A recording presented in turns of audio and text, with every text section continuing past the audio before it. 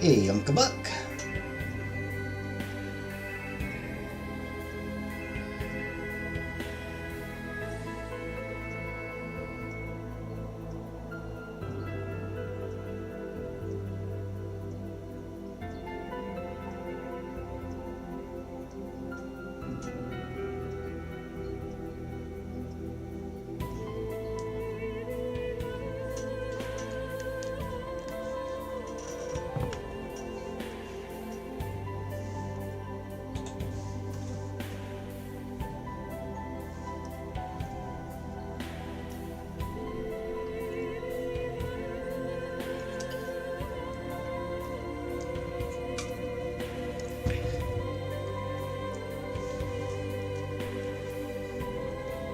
I hope you remembered your Tylenol last night, Uncle Buck.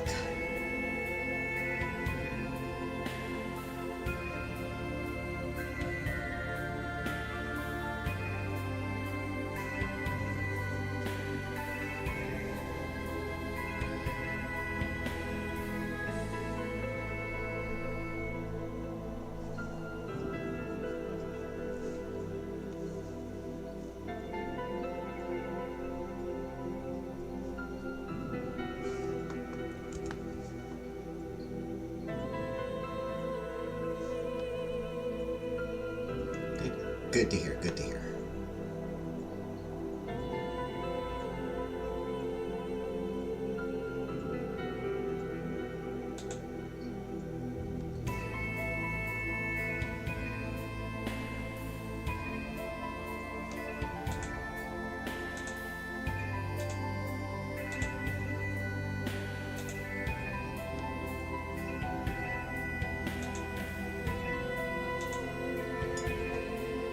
You know we all worry about you.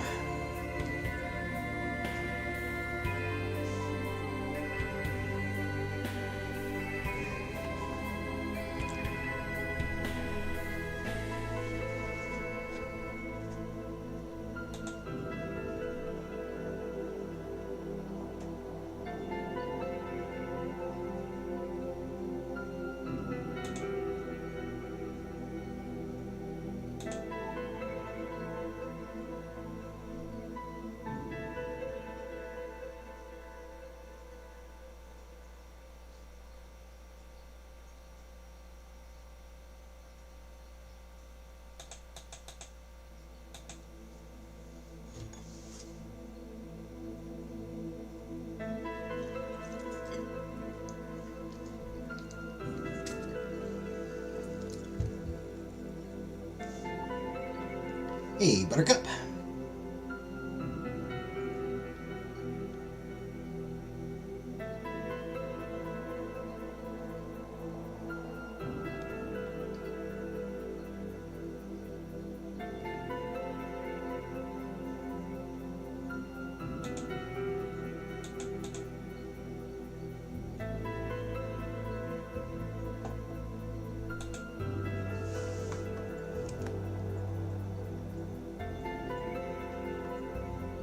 Hey, Brooka.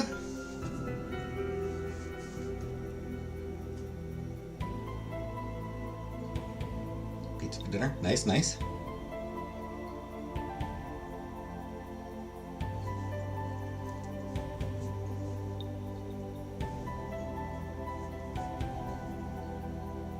What movie is that, Uncle Buck?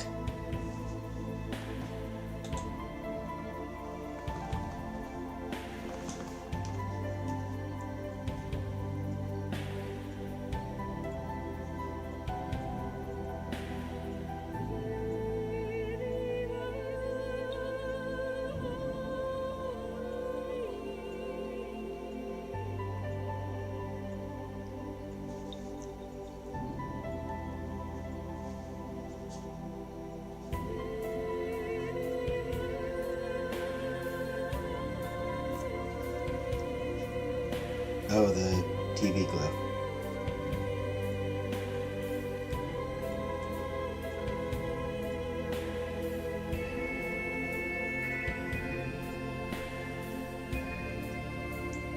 With the tragically underwhelming soundtrack.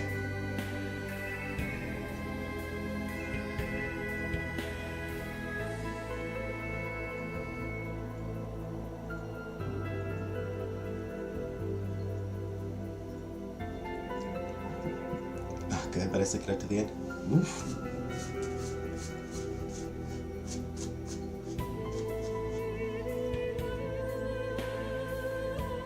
Hey, bye. Bye, wee. Give it a few more minutes. Give it a few more minutes. Let a few more people come in. Suppose I don't really know how many more people will be coming in. Probably not that many.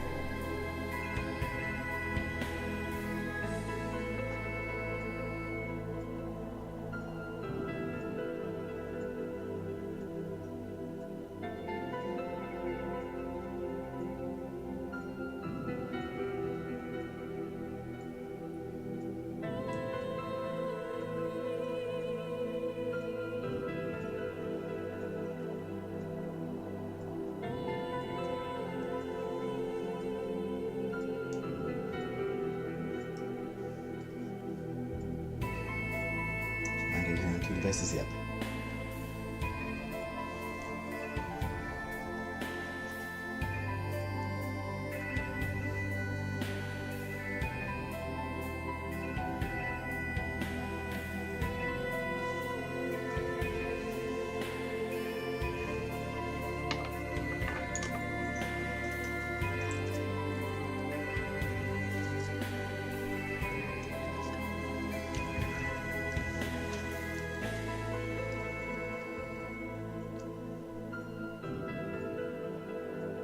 Eh, happens sometimes, Buttercup.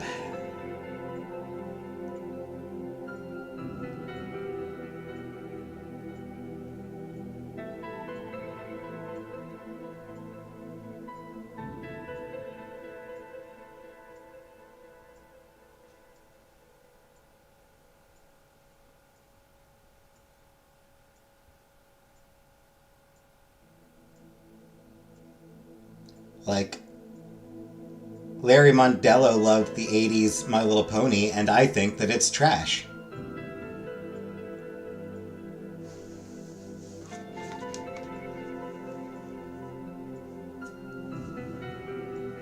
It happens.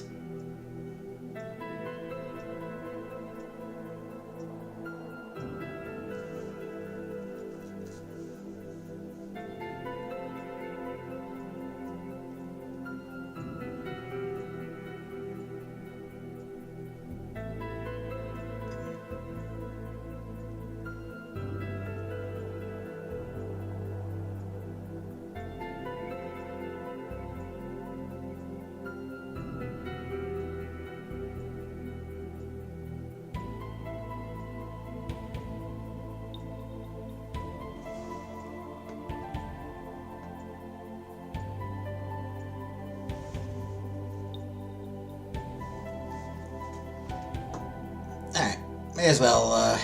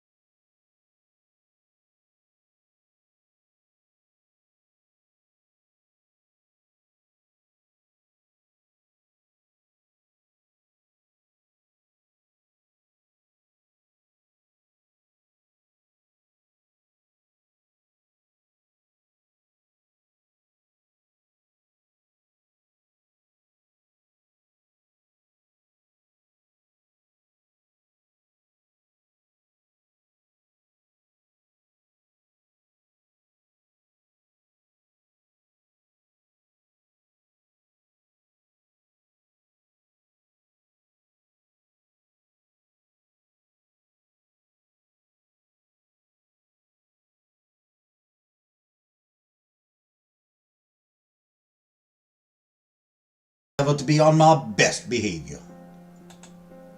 Especially when all you passionate young people are running around like busy little bees.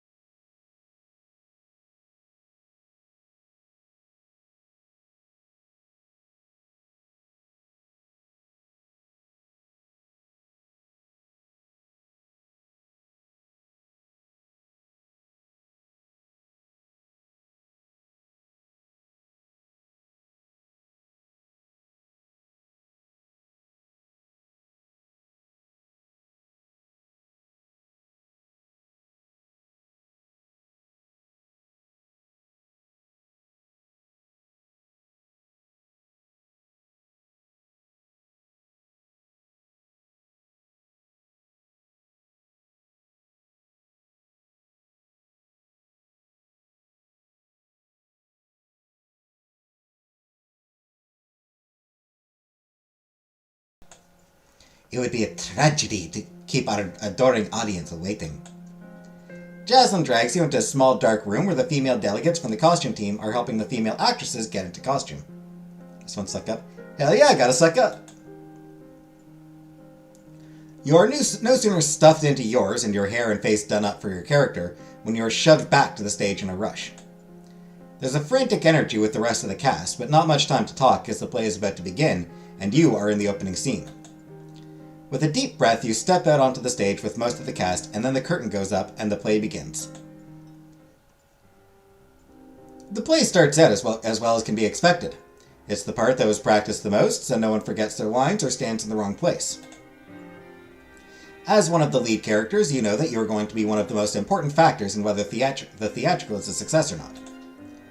You can't help but feel a little dance of nerves flitting around your stomach as you wait to give your first line. But it's going to take more than the lead in the Summit Theatrical to shake you. You manage to pull off your first line perfectly, and it's not long before you shake your nerves entirely. You and the other leads have a lot of lines, and none of you had a lot of time to learn them, or your actions, or really anything. Thankfully, even without a lot of time or practice, you still manage to learn them all. You do your part without missing a beat. Since your character is so important to the play, sometimes you have really long monologues or lines that are hard to make feel natural or authentic. Thankfully, you are very eloquent, so you manage to make your lines both heard and believed. Quite the feat. And since you are one of the main characters, your stage presence is very important. You manage to draw the audience into your performance completely, your natural charisma carrying the scenes you are in.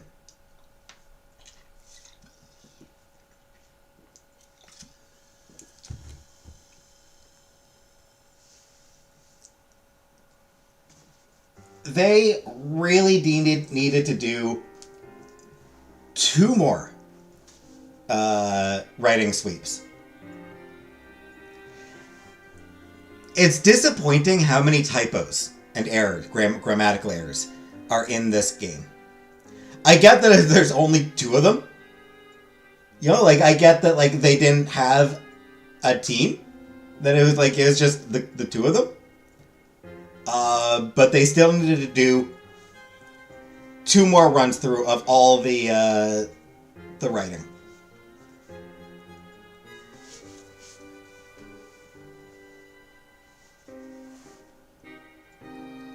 However long it would have taken. As Vienna, there are 2 relationships that are most central to your performance. That with your cousin Sarah, and with your star-crossed love, Armand. Zarad easily manages to convey the fast-paced banter and the insults as flirting that make the basis of Armand's relationship with Vienna. That is how our relationship with Zarad has been. Flirtatious insults. But his performance remains superficial, lacking some of the heart that would ground the relationship between your characters. And then there is Penelope, who you are supposed to spend most of the play vigorously protecting. Your bond with Penelope is really strong, your friendship making your performance as cousins not only believable, but extra moving for the audience. Aww. To say you should be a proofreader? I should, frankly.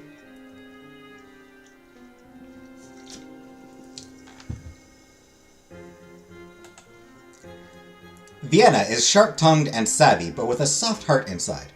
A tricky character to play. But you aren't any ordinary girl. You are skilled enough at pulling off layered performances. You pretty much make a perfect Vienna. While as one of the leads, your performance is important, it's not the only thing that is going to make or break the theatrical. You aren't the only actor who didn't have enough time or practice, and the backstage work with props and sets isn't perfect either. Still, despite some mishaps here and there, you don't think the audience notices most of them. Some of them even seem to be enjoying the show. Especially the rat servants, who probably don't have much opportunity to see a theatrical performed, even such a haphazard performance as you and the delegates are putting on. As the climax approaches, you even have some hope that will be good production, when you won't even look back at in embarrassment.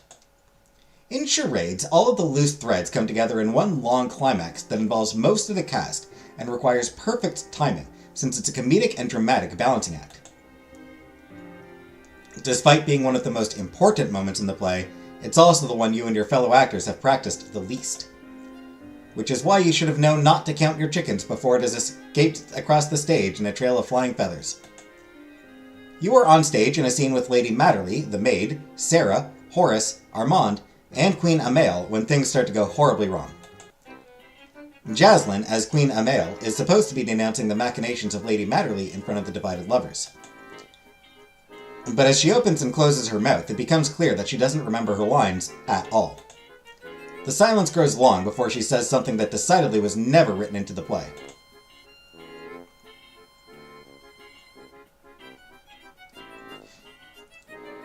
Why, I know that I'm the most stunning in the land, but that doesn't mean you all have to fall in love with me. Poor dears, I can understand your confusion. There is an awkward silence as you realize that the other actors don't know what to say or do now that things are clearly off track. If there's going to be some sort of improvisation to keep this performance on track to the finale, you have the feeling that it is going to have to be up to you. As useless as a director as Woodley has proven to be, you can't help but remember his advice about how if you know your character, you can manage most situations that might come up. So you open your mouth and say,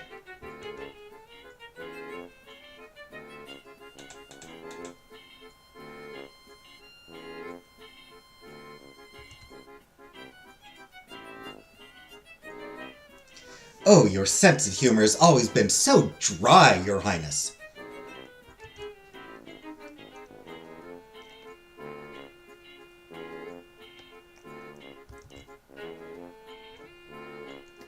So each of these lines is for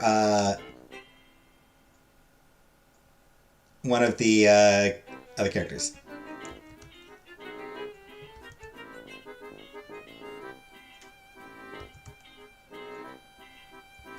Like that. I like this one. The "Oh dear, oh fear, oh me, or oh my, or may, the evil niffiness of Lady Matterly has driven the queen into a vein." What? Evil niffiness? What on earth are you talking about? This ruins the play. This is just wrong. This is the Vienna line here. "But I'm sure we have better things to be doing tonight. A certain poetic justice to a certain matter, perhaps?" You see the light of recognition in Princess Jaslyn's eyes as your hint reminds her of what she is supposed to be doing. You feel pleased with your little improvisation. You manage to redirect the play and get things back on track. Just a little bit more and the play will be successfully finished. Princess Jaslyn recovers herself and starts into her speech condemning Lady Matterly. But before she can get more than a few lines into her longest and most important monologue, Blaine thrusts his way onto stage. He stands in the middle of the scene, eager for everyone to look at him in his costumed splendor. Considering he's playing a vain, love-struck knight who adores Lady Matterly only slightly more than he adores himself, that would normally be in character. If he hadn't shown up several pages of script early. Irritated to be interrupted now that she finally remembered her lines, Princess Jaslyn glares at her brother's godson. Near you, Zarad's lips are twitching, and you can tell he finds the situation funny. Everyone else is either too surprised or just disinclined to interfere. The awkward silence is back. If the play is going to go back on track, it's going to be up to you again.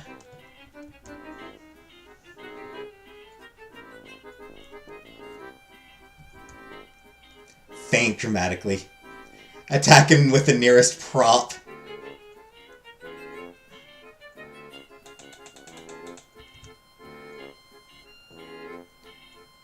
Make a joke at his expense.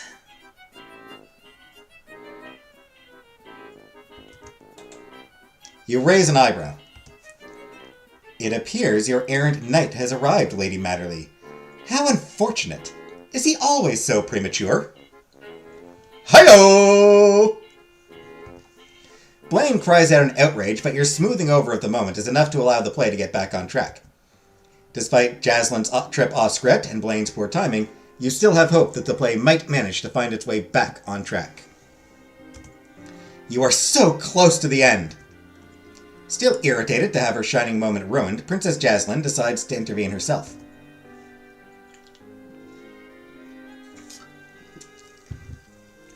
Only this time she goes even more off script. Guards, arrest this man! The delegates stuck playing the royal guards mill around in confusion. Finally, one opens his mouth. On what grounds? Princess Jaslyn frowns. On the grounds that he displeases me. Now go! Of course, Your Highness. One of the guards bows awkwardly and the other moves to arrest Blaine. Only as he unsheaths his prop sword, it breaks and goes flying until it hits Blaine straight in the face. Blaine howls like a banshee and grabs at his face. My face! My beautiful face! That's funny.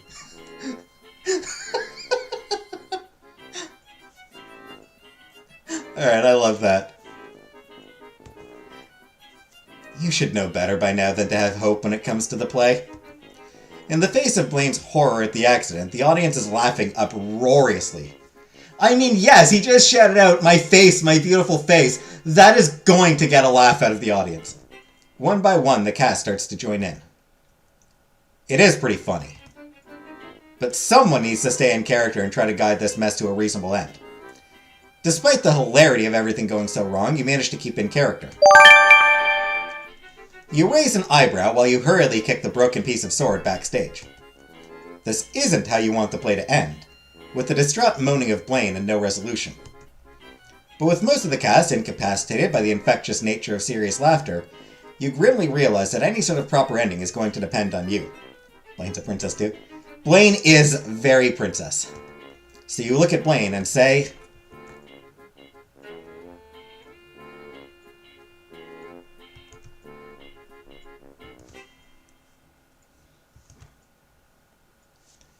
Well, that couldn't have happened to a more deserving knight. Is a sword supposed to be able to do that? I thought only birds flew. Where everything went wrong is becoming increasingly clear.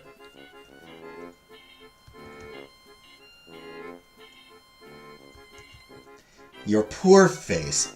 You may never be able to show it in court again. You shake your head like it's a great shame.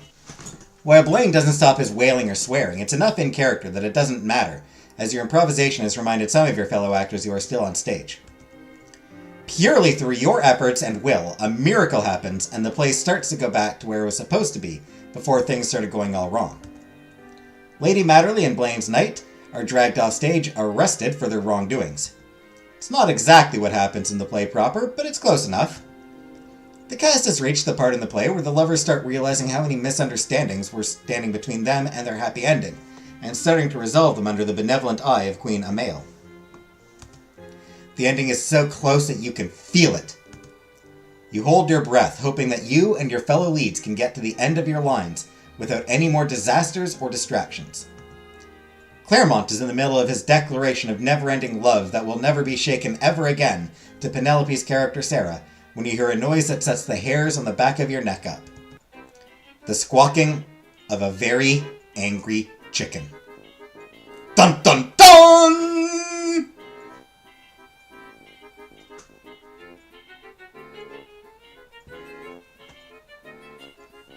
No one wants to hear this squawking of a very angry chicken.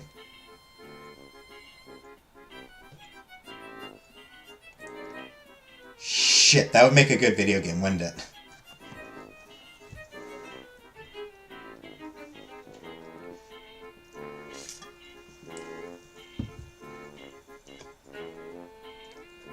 Shit.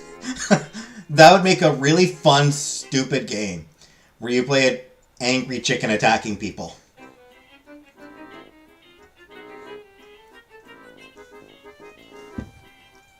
Like, Untitled Goose Game, but angrier and more violent, and you're a chicken.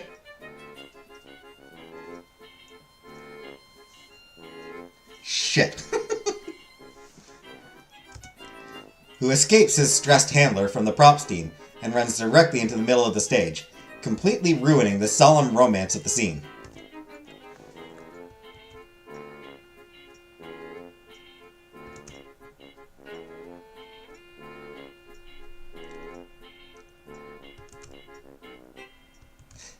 Fluffers! My beloved pet has escaped my love! When else fails, there's always another resort, the chicken of vengeance. It's an evil chicken that hates love! Why can't that be the correct answer? My dear, if you wanted to impress your feelings upon me, you could have found a better representative. A peacock, perhaps? Although I suppose you tried that already and ended up arrested. Zarad laughs at you. Well, if you wanted me to wrestle a chicken to show my devotion, you should have just told me so. We could have saved quite a bit of time if I knew this was the way to your heart. The audience laughs as Zarad quickly manages to catch the chicken and hands it off to a guard to take it off stage. The chicken problem taken care of, the play can now continue again. Dinner should be the answer. Yeah, I'm pretty sure that chicken has, just volunteered to be dinner. Pretty sure that chicken volunteered to be part of tonight's meal. Specifically for the actors. That chicken is getting shared by the actors on stage. By the 5 of us on stage.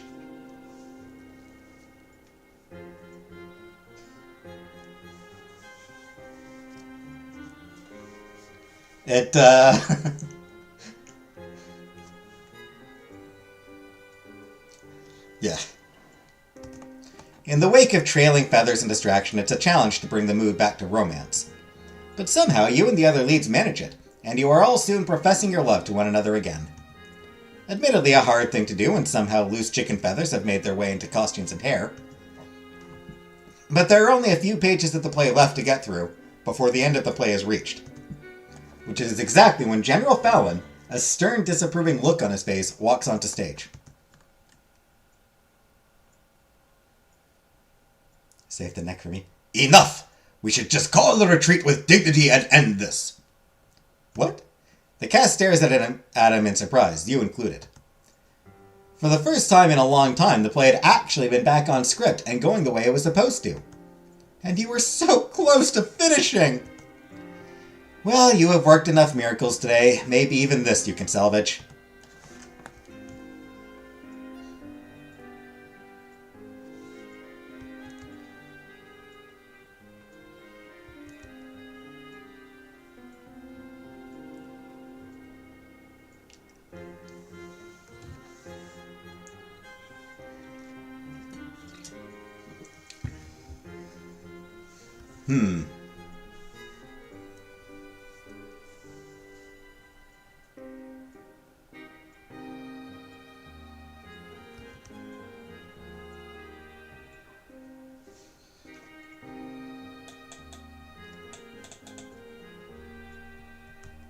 By the power of love, it's the king!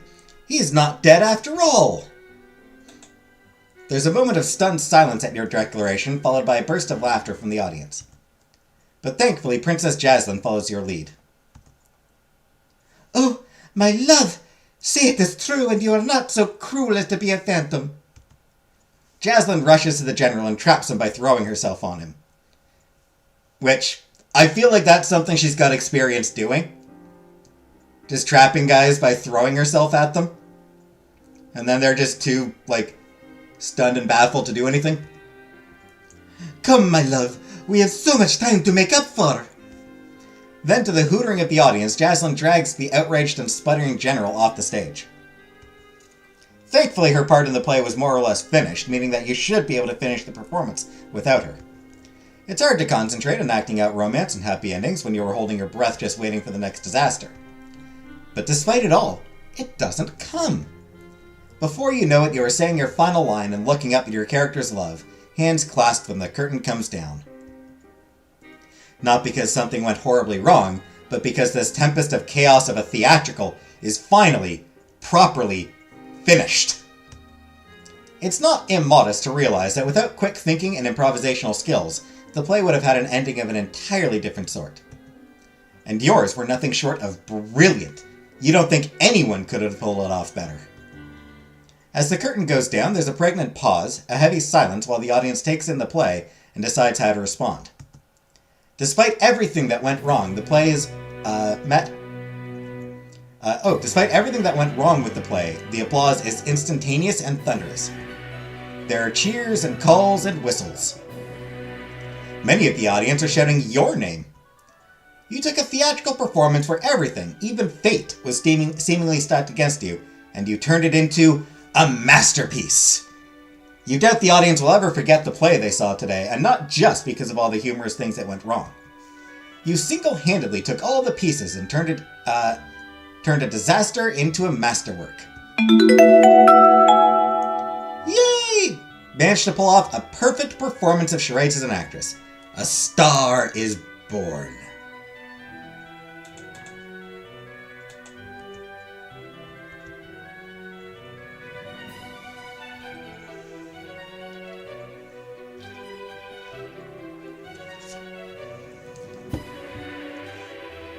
I'll note now you get more Revere. So this gets approval from everybody. Like all the various groups approve. Revere approves more if you play Sarah.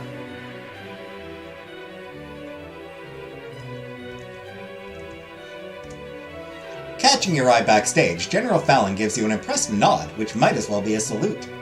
Encore! Encore! Fuck you!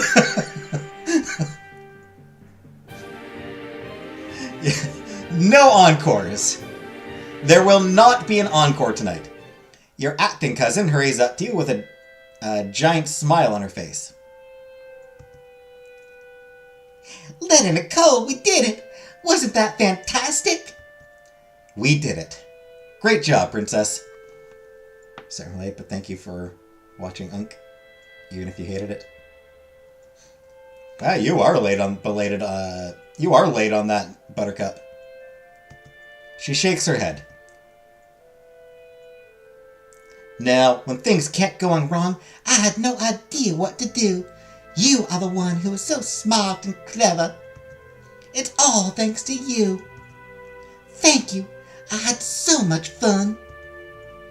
I didn't think I would, but I really did enjoy myself. Thank you.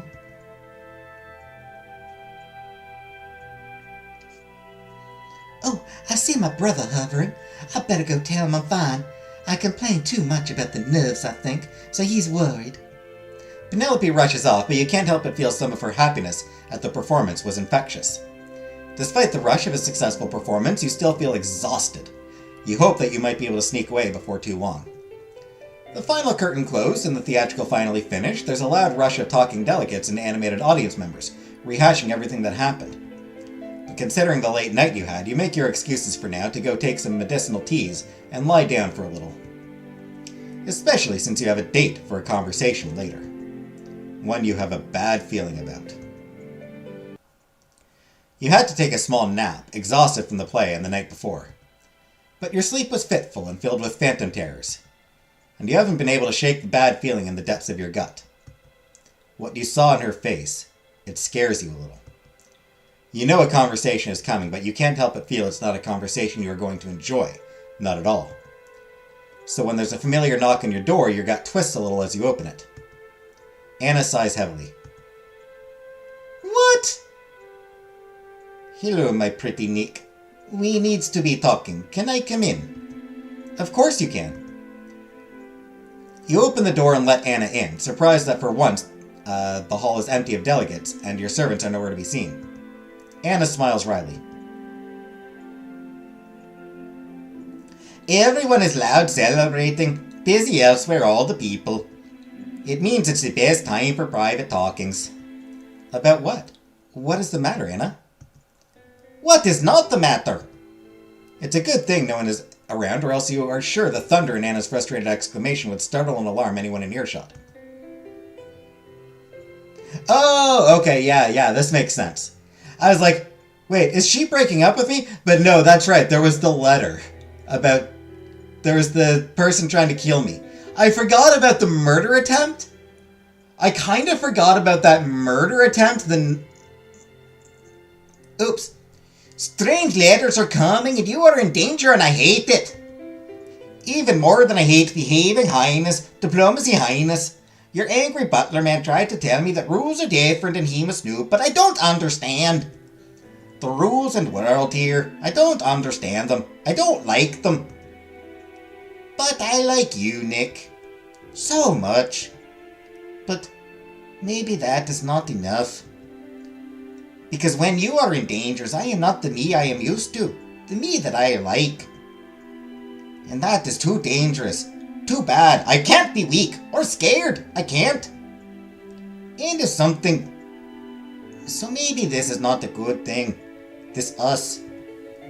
I thought it was, but maybe it is bad for us both.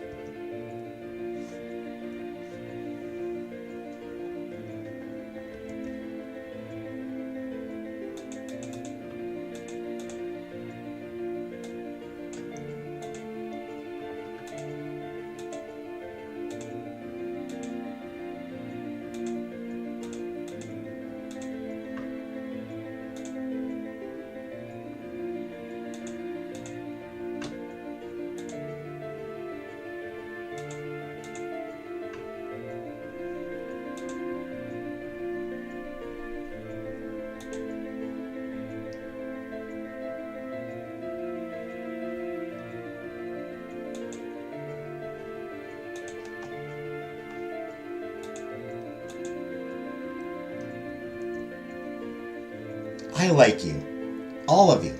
You can be weak around me. She huffs in frustration. You don't understand. I can't be weak. I can't afford it. You have no idea what it is to be a Skuld. It is problem most huge. Is this about what happened? Could it only have been yesterday evening? Yes and no. The world is a very dangerous place, Nick. The true thing is Skuld is harsh and dangerous, muchly more than most.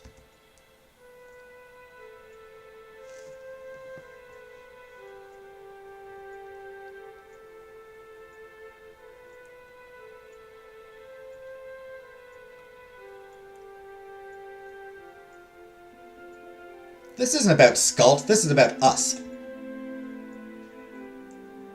Yeah. I'm not afraid of a little danger, Anna. I know you are most brave, Nick. But courage is not enough to survive Skuld. Life in Skuld is not easy, not for anyone. But for my mother, for me, it is very hard life. Must always be strong, must never flinch, must always lead first, live later. I know others think we are less. But we are not. We are important. Our land, our stories, our gods. We are not less. We are different, but different is gooding. Many ingredients needed for tasty stew. Life better with different. We are important.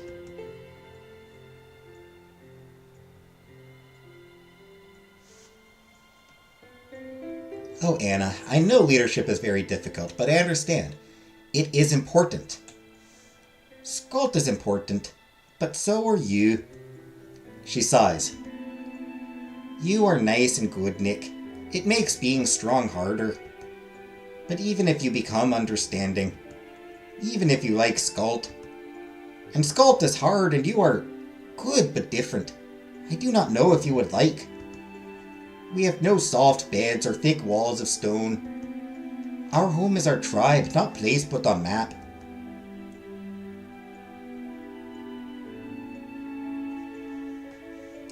My home is wherever you are, Anna. That will always be enough. Oh, Nick, your words always so tempting. Like the sugar candy my naggy butler man always tries to hide from me. I am not explaining well. I will try better. My mother is great queen, great leader. Everyone admires. The world changes and changes, but she manages to hold Skuld. She doesn't let Skuld slip away. But she is hard. Must be hard. To be queen in Skuld. A moment of remembered pain flashes in her eyes. Or daughter of Queen of Skuld. Much strongness needed. Much toughness. My mother very worried about future of Skuld. Priests and wise women say war on the wind. We are not big in number, Skuld. We are hard to stomp out, not like small fire and pit. But We are not many. Every loss is painful. My mother worries. She knows Skult needs me to be strong. So she trained me very hard. My life hard. Choices I make very important. The priest told me so before I come to this island of chitty-chatty behavey stone. I understand my purpose. I know I need strength, hardness. Can't afford weakness. Maybe can't afford you.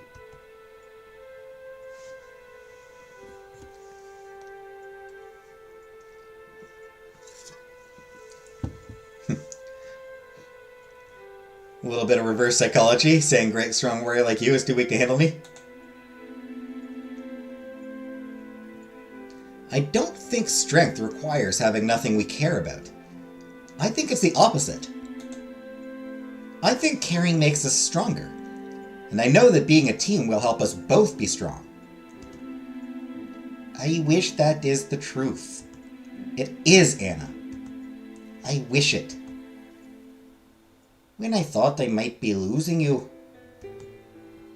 Nothing has ever hurt so much. Not stabbing or falling or breaking or cold. You are become so big in my heart, in my soul. I do not know if I could be strong if you died. But Skult is not easy. Consort of Queen not easy. My mother did not take one. I know she feared it would make her weak. Hard enough for her to be stone with her children. I will always have enemies, Nick. They might try and steal you. Or they might try and hurt you, challenge you. If you are not strong too, if you do not find a place to fit in Skult, it will make me weak. It will make me hurt. I must be strong for Skult. Do you understandings?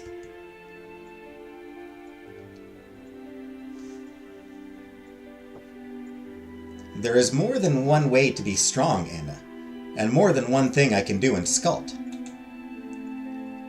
You are speaking true, even when it is not the true that I think of until you say it. You are right.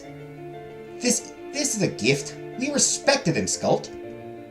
A different kind of strong. A wise strong. A strong you could be in Skult. It is a nice dreaming. Just when I think I am knowing who you are, you surprise me, Nick. It makes me confused and uncertain. I don't like that. I like knowing who I am and what I am wanting. But maybe it is not the bad things. Maybe it is a good one. Maybe we will make each other better, and then Skult better. But I don't know. I'm sorry, Nick. I need to be thinking some more. I need some timings.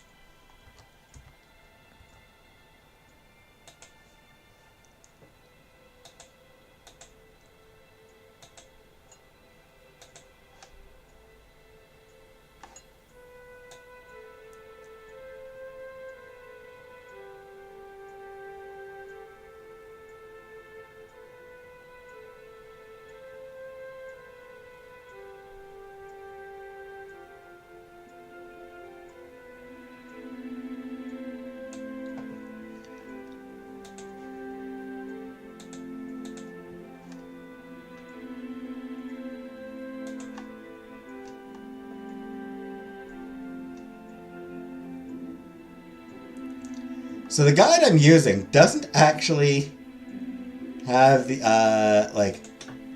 doesn't actually have anything for this.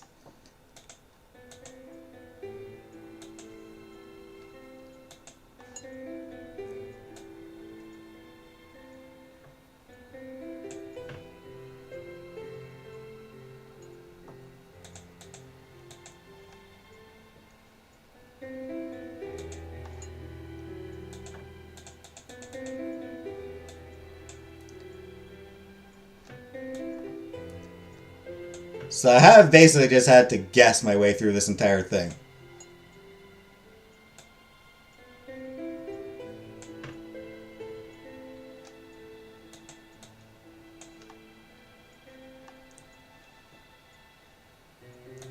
Hopefully I chose the right options. I need some timings. Stay safe, my pretty Nick. And with a short nod, she strides out of the room. The force of her movements as she leaves makes you think at least you aren't the only one in this conversation has left in a stew of confusion. The sky darkens, the castle unusually quiet as darkness claims another day and another week at the Isle comes to a close. You are coming to realize that no week on the Isle is calm or simple, but this one. You are so tired now you can feel it like a weight in your bones. Life at the summit is a never-ending parade of secrets, struggle, and intrigue. And for you at least, it's been filled with danger and shadowy enemies. You don't know who was behind the latest attempt, and part of you wonders if you will ever know. Many powerful and opposing forces are at work at this summit. And it is your luck, bad or good, that you seem to be stuck right in the middle of it all. You roll over and try to let your mind slip into silence so you can sleep. But it's a useless endeavor. You can't stop replaying parts of the conversation you just had over and over.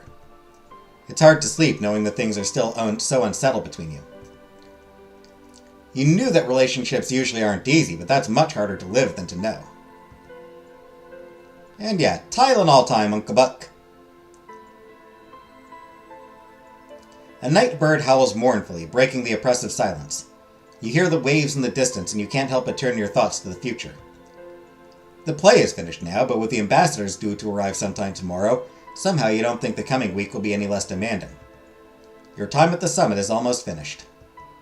If there's anything you want to achieve while you are here, you don't have a lot of time left to do it. Eventually your eyes grow too heavy to lift, and you drift into sleep. Hey, uncovered all the week 5 secrets. A new week dawns. Despite how tired you are, it's hard to sleep in as the new day and new week dawns. Not because you are trying to come up with the most likely outcomes you will face this week and brainstorm how to best be prepared. No, for once the reasons you couldn't sleep were far more mundane. The ambassadors were arriving this morning, which had led to noisy bustle outside in the harbor with all the ships that came with them. Along with settling the ambassadors and their things, there was also a lot of noisy unloading of the ships. Still, you stayed in bed. It was a rare chance to enjoy being free from supervision before the ambassador's arrival inevitably changed everything. It isn't long before there is a short knock on your door. Good morning, Nicole. Jasper asked us to tell you that he will be late briefing you this morning. Everything is awfully busy this morning, and whenever things go wrong, somehow Jasper is always dragged into things. Are things going wrong this morning? Not more than usual. At least not that I know of. But Jasper asked us to come in. Jasper asked us both to come in case you wanted to take extra pains with your appearance today. For the ambassador welcome feast tonight. Isn't that nice of him? You are dragged gently out of bed and forced to grip the pillars as Sarah tightens the stays of your corset. Is it? You can barely gasp it out as short on air as you currently are. In Jasper, kindness doesn't always look like kindness, says the woman currently trying to strangle my insides. A smile flickers across Sarah's face. You notice that Rhea isn't going into peels about my niceness. Oh, it's not that I don't think you're nice, Sarah. Sarah laughs. Don't worry, Rhea. I'm not offended. Niceness isn't the thing I hope to be known for. Jasper's calling you ugly. Apparently. I'll leave that to you, sweet girl. You are nice.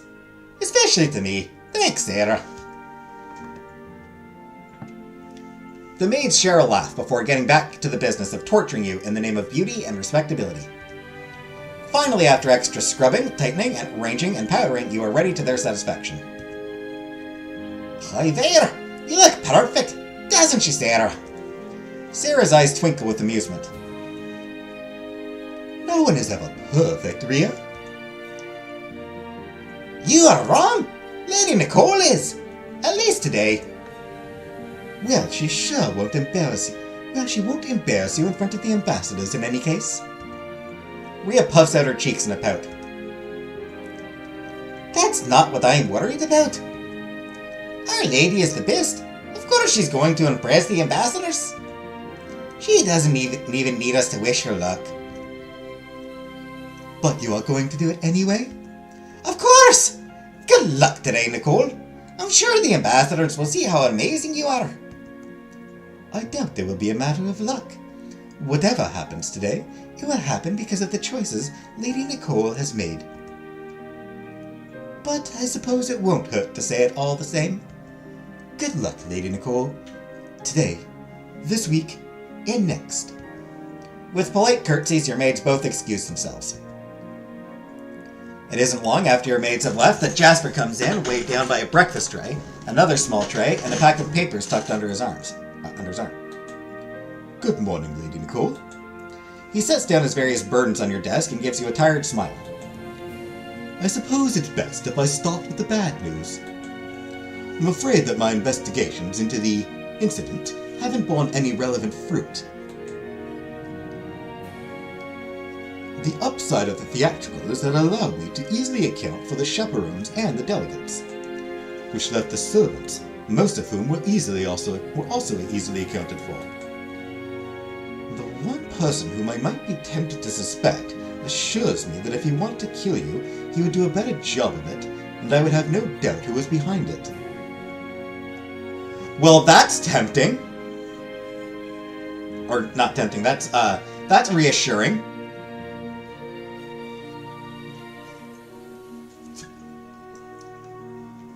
How very reassuring that is. Thank you, Jasper.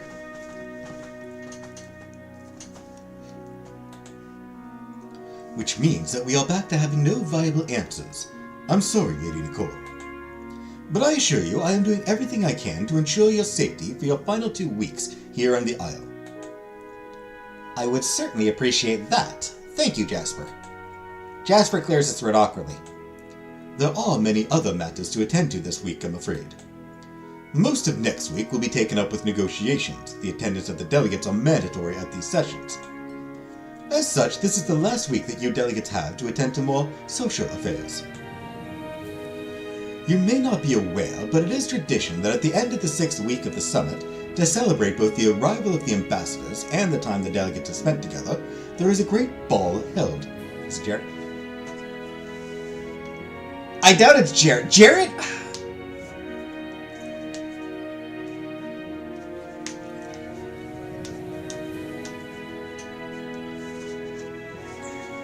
I was thinking it was the dude who, I was thinking it was that one servant. Like who Jasper was referring to, I don't know if we do actually find out who tried to kill us. I don't think we do. It's just a weird thing, like, where somebody tries to kill us, and like, well, that's that. But yeah, I believe Jasper might have been hinting at that servant who killed the other servant. The one that we met, sort of on a cliff, and he was just really mysterious.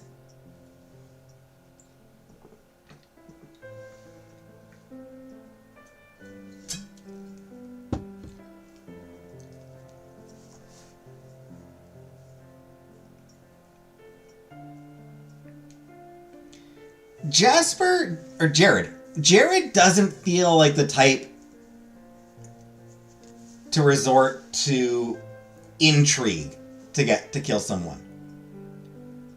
I feel like if Jared wanted somebody dead, he would just order their death. Or do it himself.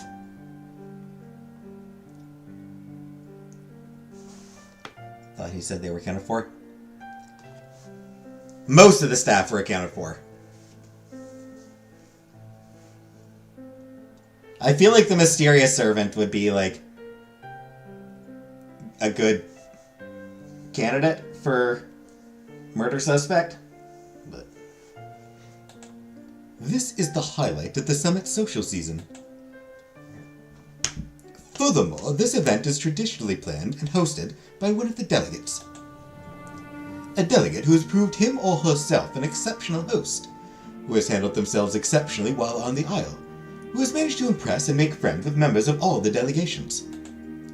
This year, that delegate in question is you.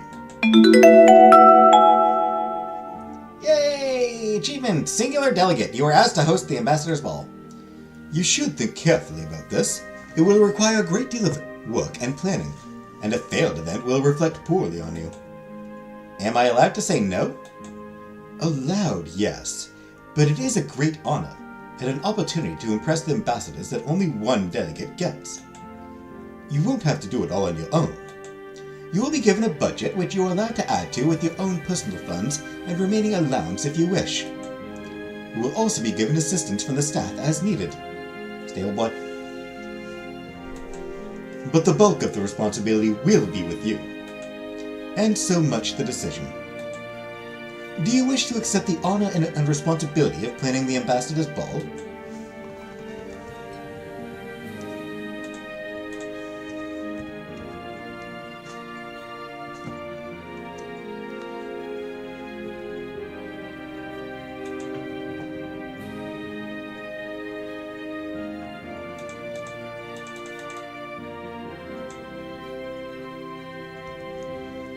Yes! Jasper nods sharply.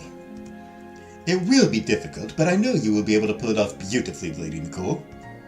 I'll let them know you accept. I believe Rhea informed you of the welcome feast for the ambassadors tonight. I advise that you show up early as to get a chance to get to know the ambassadors and make an early impression. That and the ball are the only two formally arranged events this week, but I'm certain you have a lot of things to finish and do this week. So I shan't keep you any longer. You won't have much time if you want to get something done today before the feast. I almost forgot.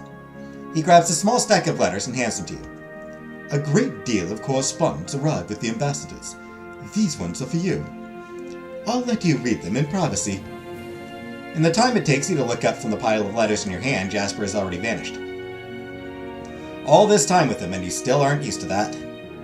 Shaking your head, you look back down at your letters.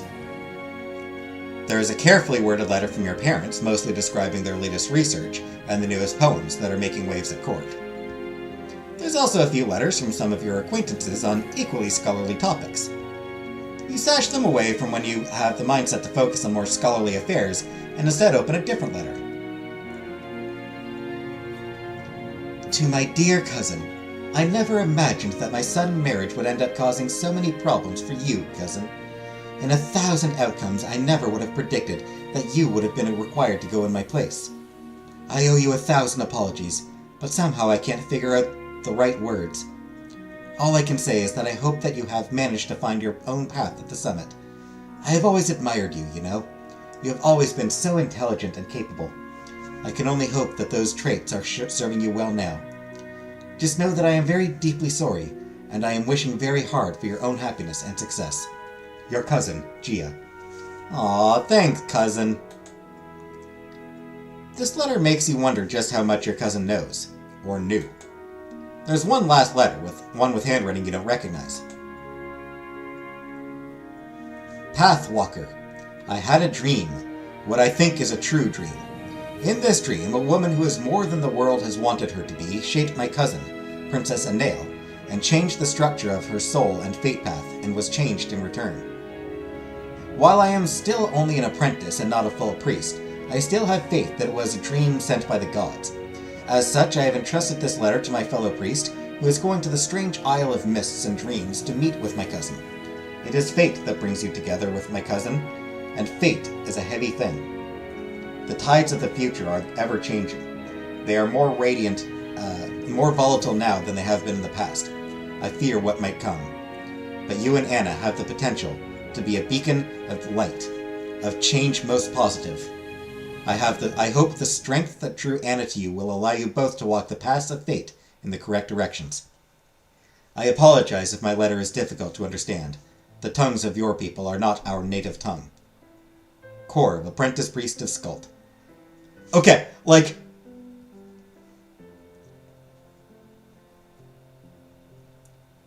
Oh, your language isn't my native language. You were, like, that is poetic. That whole letter is just straight up fucking poetry. Like, Princess Anael is, like, barely fluent. And this person...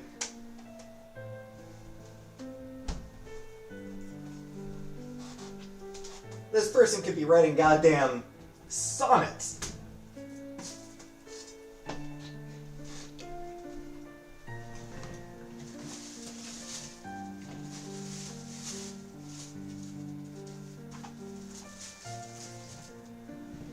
Though, I suppose this apprentice priest might not know how to speak the language as well as they know how to write it. But still. Well, that gives you something to think about in any case. You were interrupted from any chance to give your letters more thought when there's a sharply formal knock on your door. The second you half-heartedly give the knocker permission to enter, the door swings in and the head butler addresses you imperiously. The penmanship is something to be fair.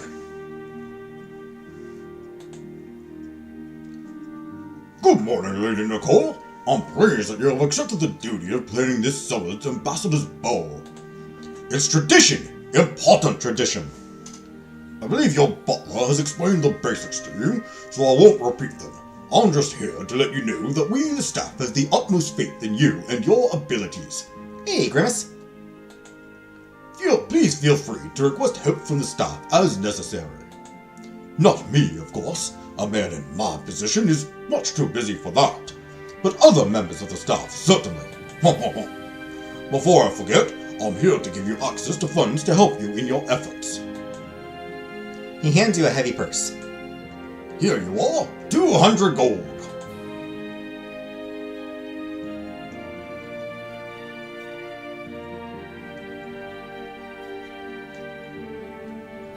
Again, unfortunately, the guide I was using stops at week 5, so I have no idea what any choices here on out will actually accomplish.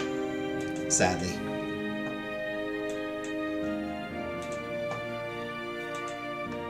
Unless I am able to find something.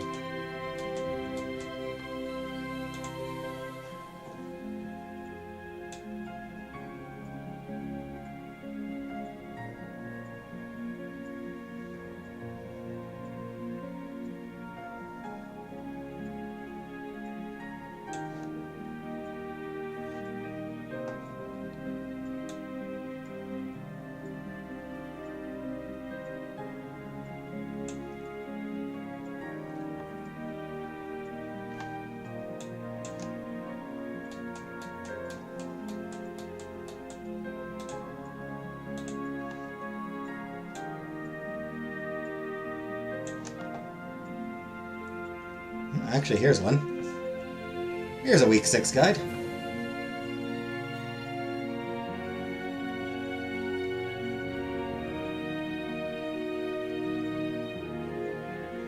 Alright, I did find a week 6 guide.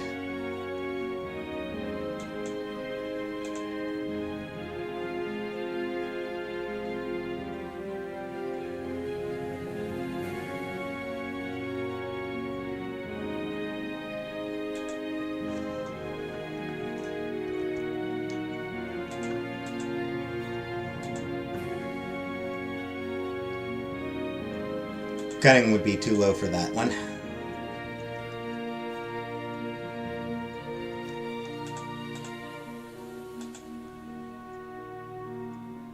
Manipulation too low for that one.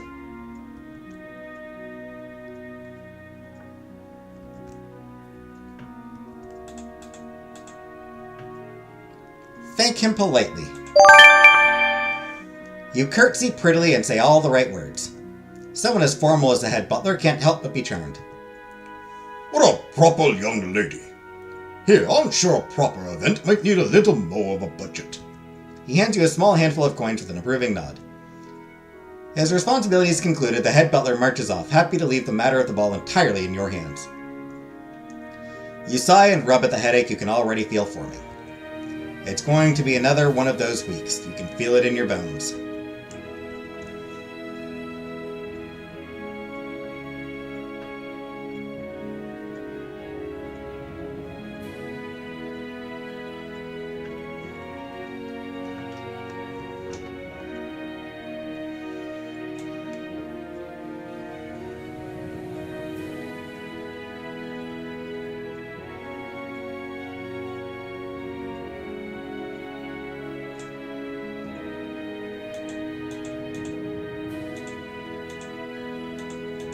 I need to check if there's any feel it in your bones too.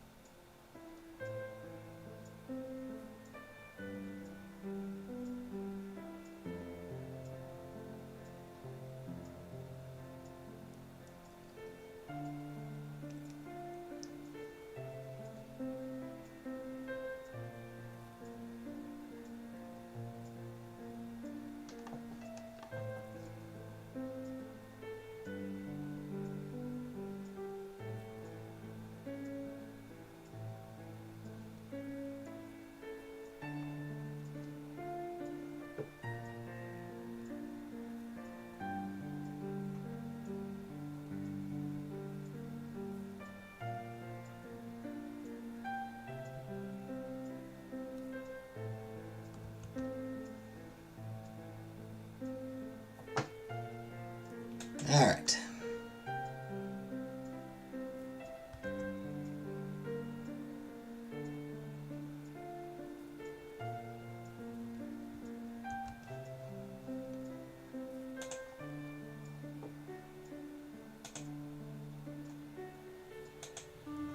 Okay, nothing there.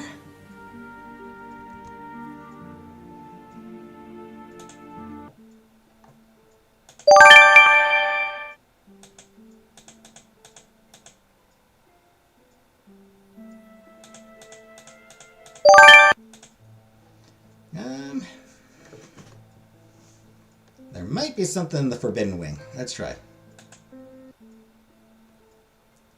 You are fond of finding things out. It's why you spend so much time doing things like skulking in the Forbidden Wing.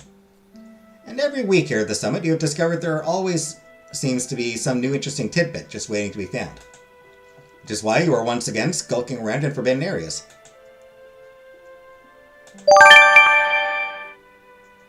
But to your disappointment, there doesn't seem to be any noise in the Forbidden Wing today. No juicy discussions or secret plots to spy on. But you have uncovered enough secrets in your time at the Isle that you know appearances can be deceiving, and silence doesn't always mean emptiness. In fact, Forbidden Wing or not, there's something about this particular silence that strikes you as unusual.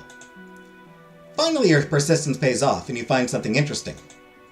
It doesn't exactly scream interesting secret, but often the most interesting ones don't. It's an old journal, sitting in a small alcove that was dusty and unused until recently. You skim the journal to find that it appears to be some sort of scholarly thesis on the nature of power, or rather the philosophy of it. A mention of Katya's name catches your eye, so you start to read.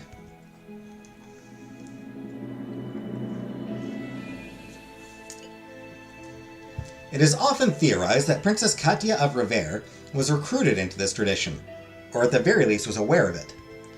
Although records of any members of this school of thought are rare and almost never offer anything other than theories, it seems obvious that whether she was truly a member or not, Katya's ideologies and methods greatly diverged.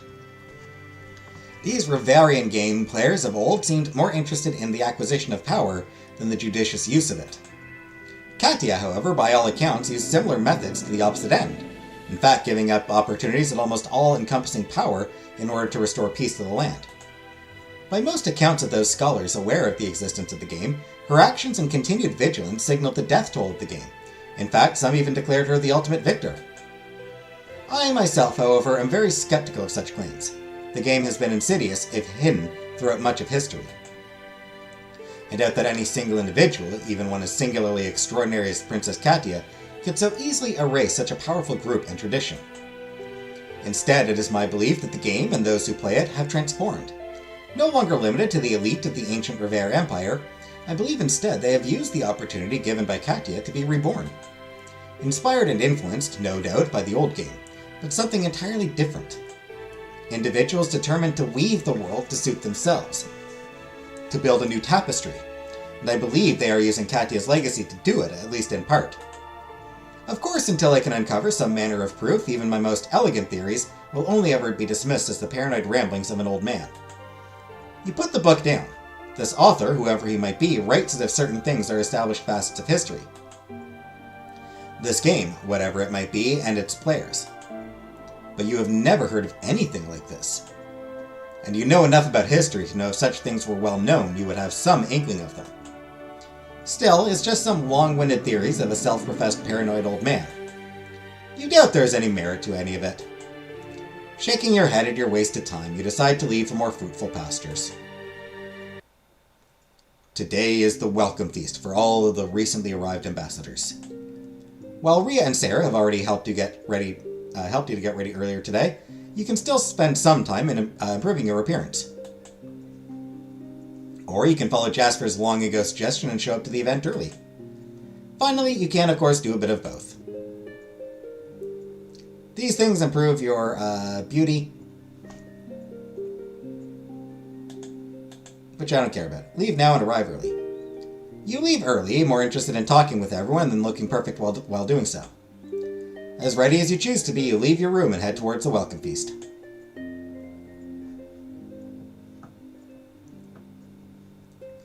As you once again find yourself standing in the hallway in front of the big door behind which new people wait, you can't help but remember that first day in the aisle where you stood in the same place.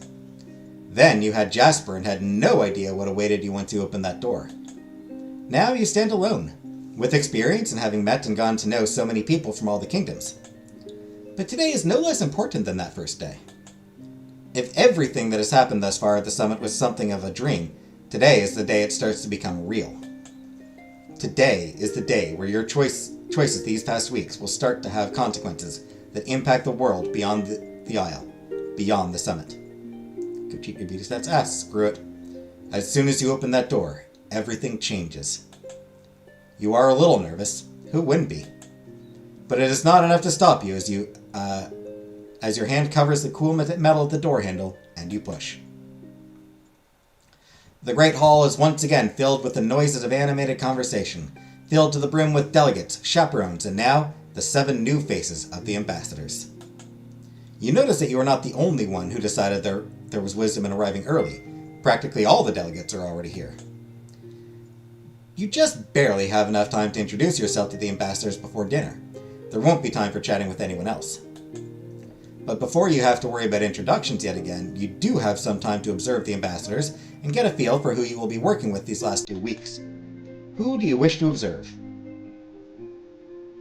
The Arlande ambassador. Ooh. He's cool looking. This guy's pretty cool looking, I'm not gonna lie. I dig him.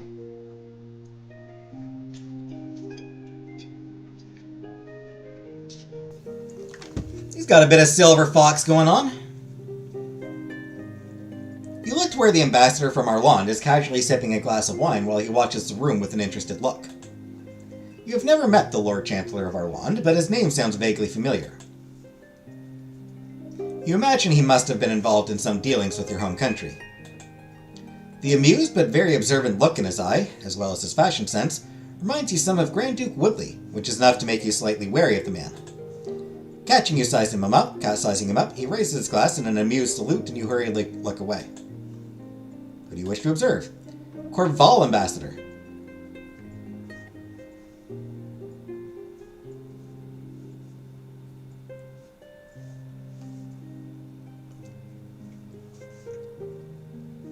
She seems like she's got a big heart. Underneath them big old You spot the Corval ambassador carrying on a conversation she's clearly only paying a small bit of attention to.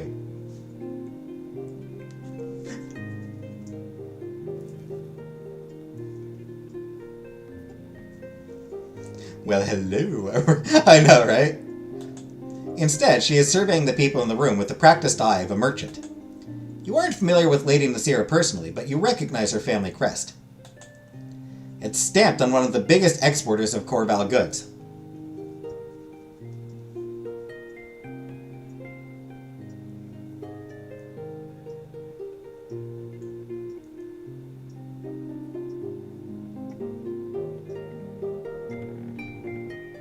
So she's got big exports. Her family is one of the most prominent of Corval's merchant families. Family is not the only thing prominent about her. An unusual choice for ambassador, which means she, like many things from Corval, must be more than first meets the eye. Catching your eye, she nods acknowledgement. You look away hurriedly before you have to watch her calculate your value exactly. You aren't sure such an assessment would be flattering. Who do you wish to observe? The Heist ambassador. You look to where the Heist ambassador is laughing loudly as she talks with some of the Heist delegates. Oh, that's a lady. I did not realize that was a lady. She is decked. She is decked out. That is fancy. She looks fancy as fuck. You don't know the captain personally, but you have heard rumors of a famous female pirate captain from Heist. One who looks like she never takes anything seriously, but is quick to take advantage of the mistake of underestimating her. She catches your eye briefly, and you can tell she is taking your measure with amusement before she turns back to her party and resumes her laughing conversation. The hair? So, this is hair. The yellow is her hair. Everything else is just, like, decoration. Like, the white, the purple, that's not actually her hair. Is that a big feather in her head? I think that's... Or maybe, like, a lot of feathers or something? I don't know.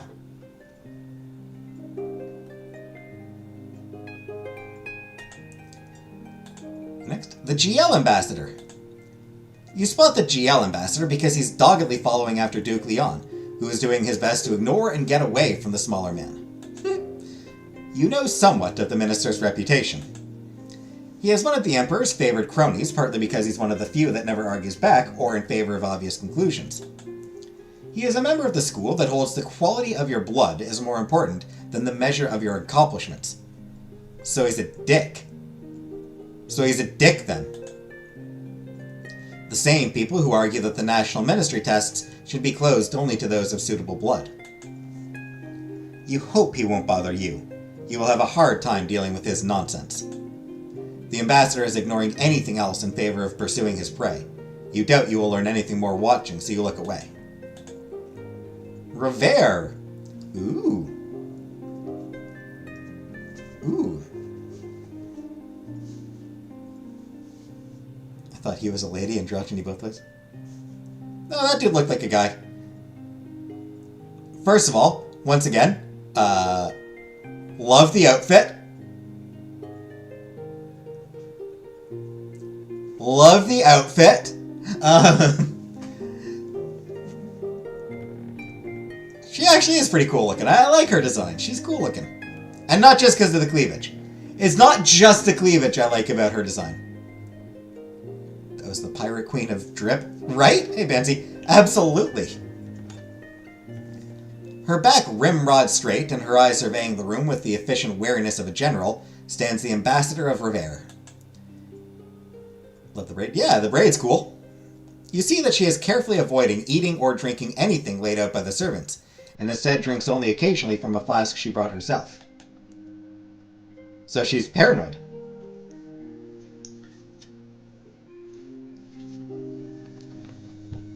And the little, not necklace. It's not a necklace. I don't know what you call that thing. That's around like her neck. Not actually sure what that's called. The Marchioness seems quite unlike most ladies. There is something forceful and hard about her. She would fit in and sculpt, you imagine. But she appears to have done well enough in Revere, even if life there seems to have made her perpetually wary. Sounds like she's worried about being poisoned. I mean, shit in Revere is wild at this point.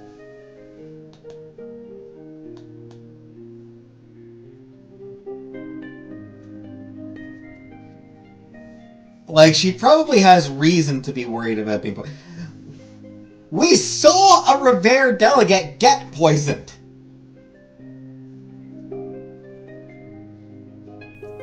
We even know who killed him! So another delegate from Revere. One Revere delegate arranged the murder of another Revere delegate. So she probably has very good reason to be paranoid. Catching your gaze, her eyes narrow and she looks you over assessingly. Hurriedly, you look away. Well, an ambassador.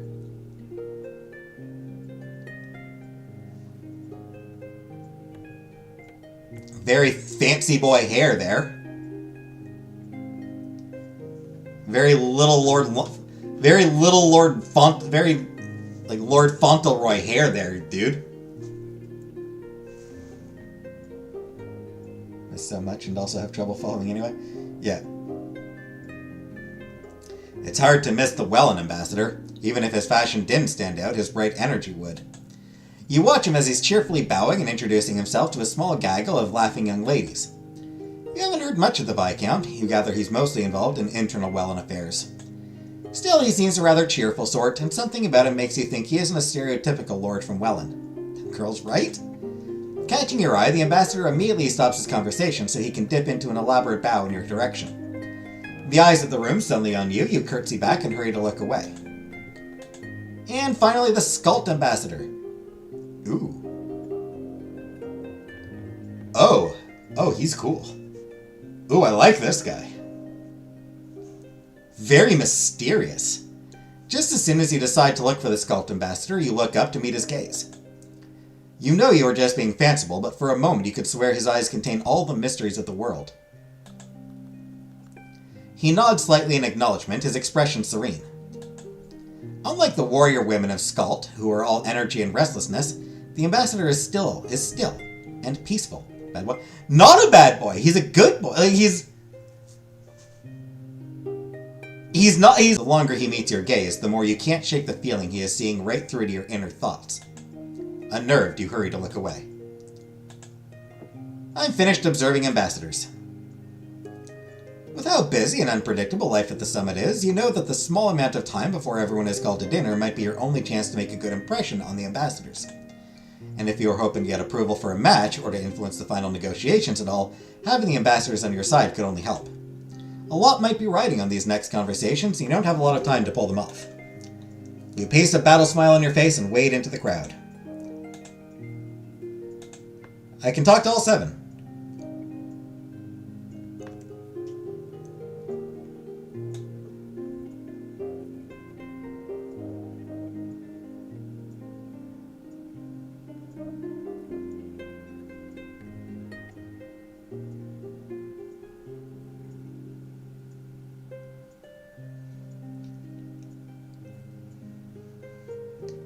You know what? I'm actually going to start with Skult. He's keeping secrets, he is. Hey, Maybelline!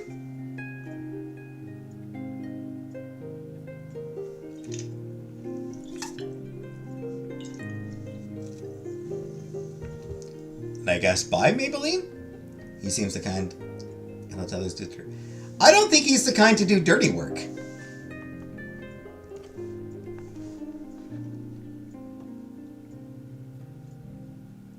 So let's talk to the Skult dude first.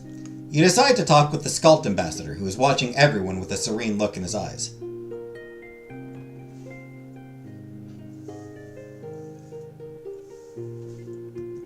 The ambassador smiles serenely as you approach. Good health to you, Lady Nicole. I am known as Speaker Andel. I think the closest word you would know me as is a priest for my people. But I am also kin to Princess Anael. I am brother to her mother. Wow, he is Anna's homie. He's her uncle. I understand such connections matter here. Good evening, Ambassador. I am, as I said, Lady Nicole, from GL. I know, child. I have heard much spoken of you. I understand you have made quite the impression and are to host the ball this week. Do not worry. I do not expect you to know of me as I know of you. Until very recently, I was not the one who was going to come to this Isle of Mists and Dreams. But then the gods sent me a dream of my own. Matters are stirring, child, and if Skald is to survive, we must look first to peace, not to war. At least that is how I interpret my dream. Many of my brethren disagree. But I dream that someday the song of the Skald people will fade if we sing it with iron and blood. I imagine you understand, child. Your song is much the same, ever-changing, always in danger of fading into silence, forgotten. You have worked very hard to bring it thus far. So I am curious, child, what song do you hope to sing in the next few weeks?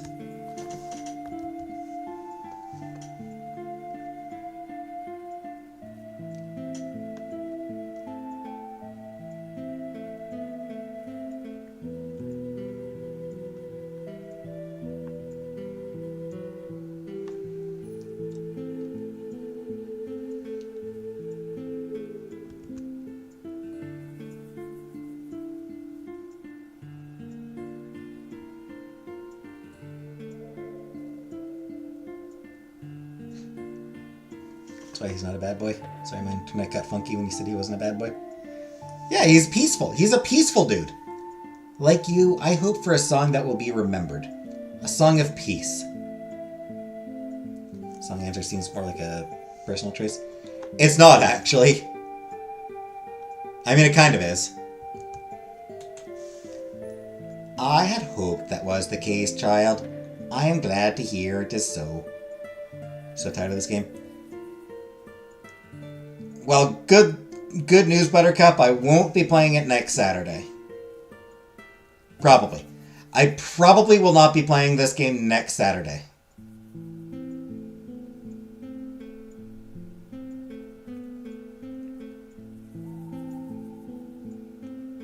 Because I probably won't even be in Cornwall next Saturday.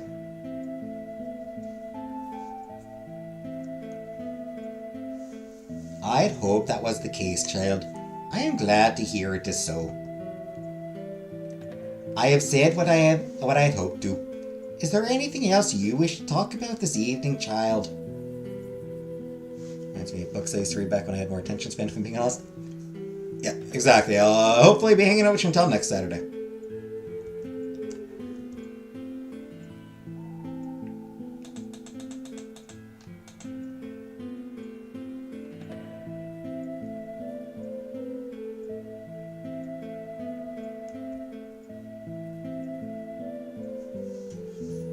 Exactly, Buttercup. I won't be here.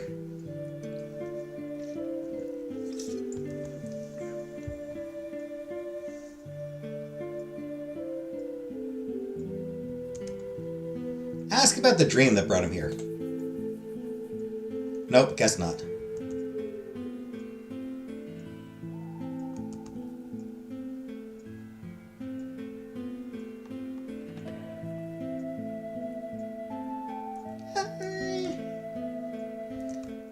Ask him about his life as a priest, sure.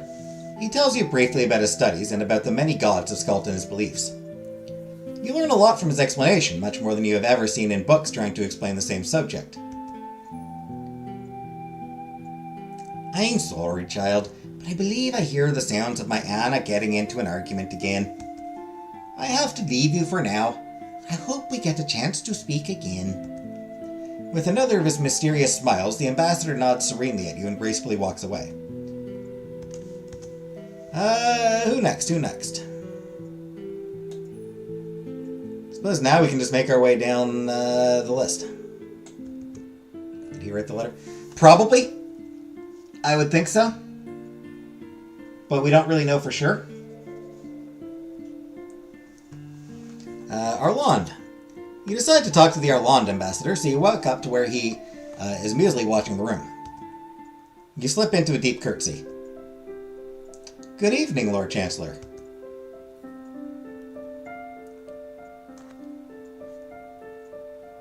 Forgive me, I do not believe we have been introduced. I am Lord Chancellor Tornhan Lyle, currently serving as the Ireland Ambassador. And you are? I am Lady Nicole of GL. Pleased to make your acquaintance. Are you indeed? I suppose it is my ambassadorial duty to inquire how you are enjoying the summit thus far, Lady Nicole. Oh, it's safe to say I found the entire affair highly educational, my Lord Ambassador. I would imagine it has been. I just recalled. You are the delegate everyone has been talking about, are you not? The one who was chosen to host the grand ball at the end of the week. It seems as if you are the delegate to watch this summit. I am extra delighted to meet you, Lady Nicole. There's a brief pause in the conversation, an excellent chance for you to bring up a topic of your own.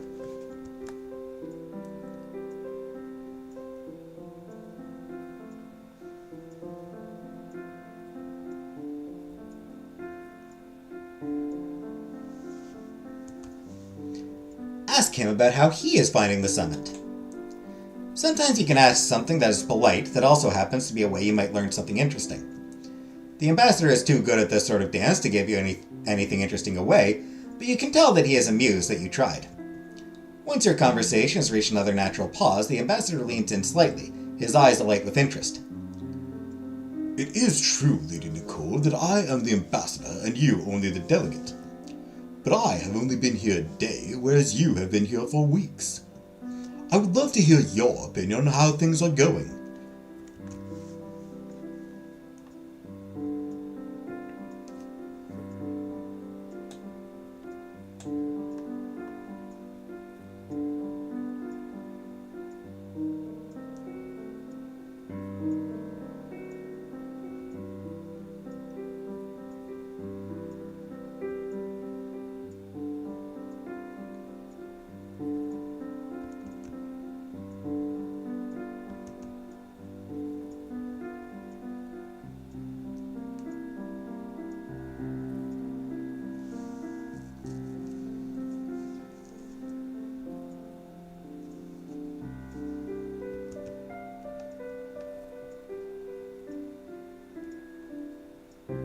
Terribly. I mean, it has gone pretty terribly for me. Like, I've almost died multiple times.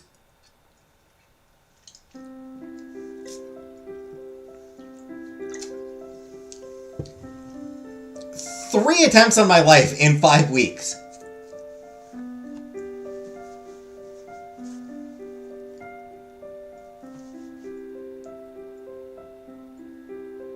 So, I mean, things could be going better.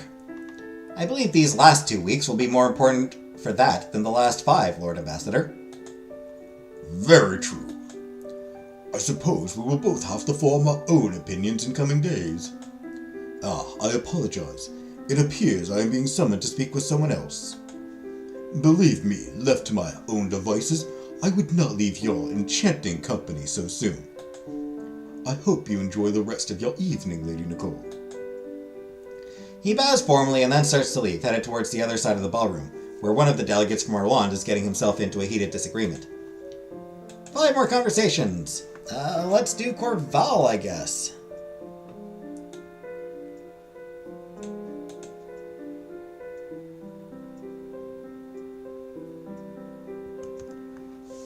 You decide to talk to the Corval ambassador and go to where she is talking in a lively group of young ladies. She nods regally at your approach and excuses herself from her current conversation to move towards you. Lady Ambassador, it's a pleasure to... She raises her hand to cut you off. Make my acquaintance, I know, Lady Nicole. But time is a precious commodity here at the summit.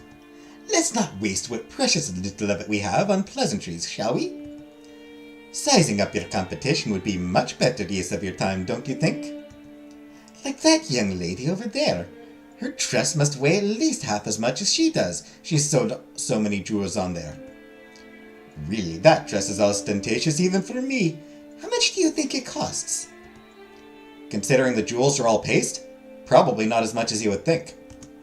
She smiles, clearly pleased with your answer.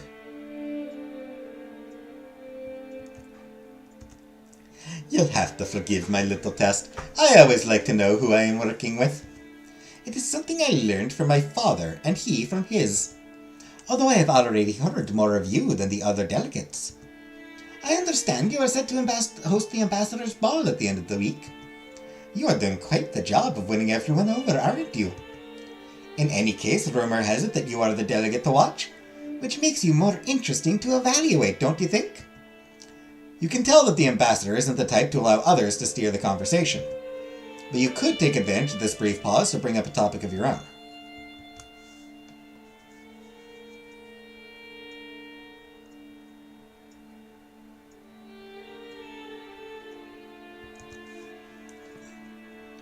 Ask about her father's work. The ambassador's eyes light up slightly as she explains a little bit of the work that her father does and that she helps with. Merchantry on the level she talks about is beyond your area of expertise, but you can see she appreciated the audience all the same. The ambassador rubs her head like it's starting to ache. I will be honest with you, Lady Nicole. Peace has softened the memory of war, but my family has been around long enough to know that war is seldom good for business. But I'm not sure we will have a choice in the end, not the way things are going.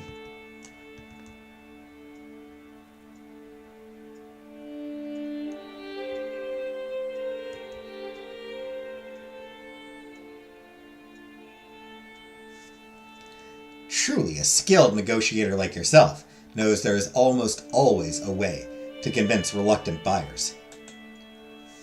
And in this scenario, I suppose we are selling peace? What better? She laughs sharply. Reminds me of an episode of Deep Space Nine, actually, where Quark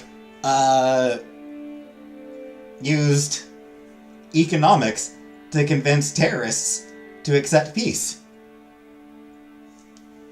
Or rebels, I guess. To convince a Vulcan who was part of a rebel group to endorse peace.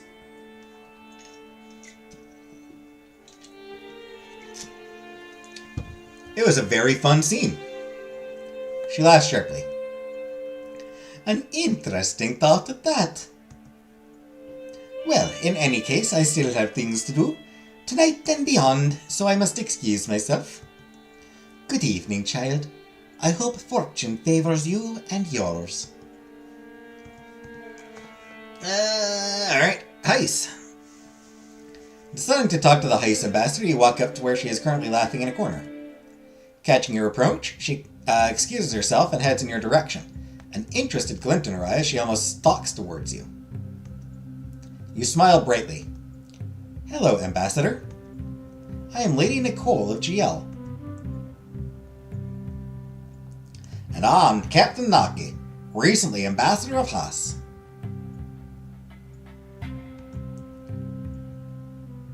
No, hold on. Sorry, mate. Little shrimp on the barbie. Now that Vegemite. A pleasure to make your acquaintance. She takes off her hat with a flourish as she dips into a graceful bow. I understand you're quite the delegate to watch, Lady Nicole. As I hear, you are the one selected to host the Ambassador's Ball. I understand that thus far the summit has managed to avoid any duels or bloodshed. More or less, in any case.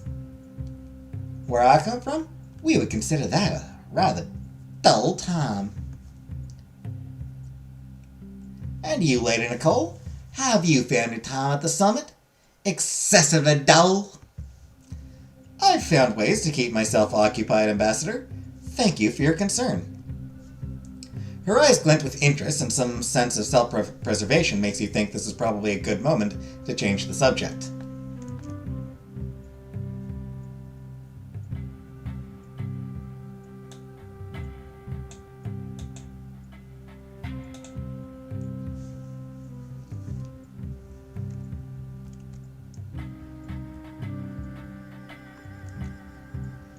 Ask for stories of some of her own exploits. An amused smile on her face, she launches into a series of retold exploits, each less believable than the last. Her stories are filled with laughter and ridiculous circumstances and very little of substance. Right in the middle of sharing a ridiculously and highly implausible story with you, the ambassador claps her hands in delight. Well, I just had the most delicious idea! Give some Vegemite. You see, I have a bit of a dilemma on my hands, and it just occurred to me that you are here and I am here. And I could consult you. Oh, how delightful! Asked about the hat.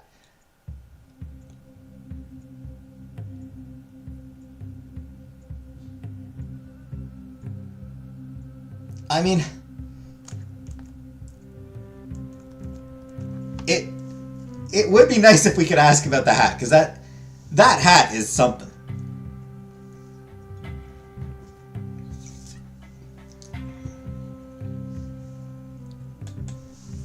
You see, one of my lovely house ladies just told me that he has found, house lad, has just told me that he has found true love, and he thought I should know. Not because he was asking for my approval, you see, but because they intend to run away together if they can't get formal approval here at the summit. Normally I'd find this sort of thing delightful, but I had the bad luck to become the ambassador of this summit when the love the lad has threatened to run away with is the son of a Corval merchant prince. That presents a bit of a problem for me. Oh, hadn't she skinned down under there? Certain members of Corval are already looking for the slightest excuse to end the highest problem for good, and somehow I doubt they will take this particular love story in stride.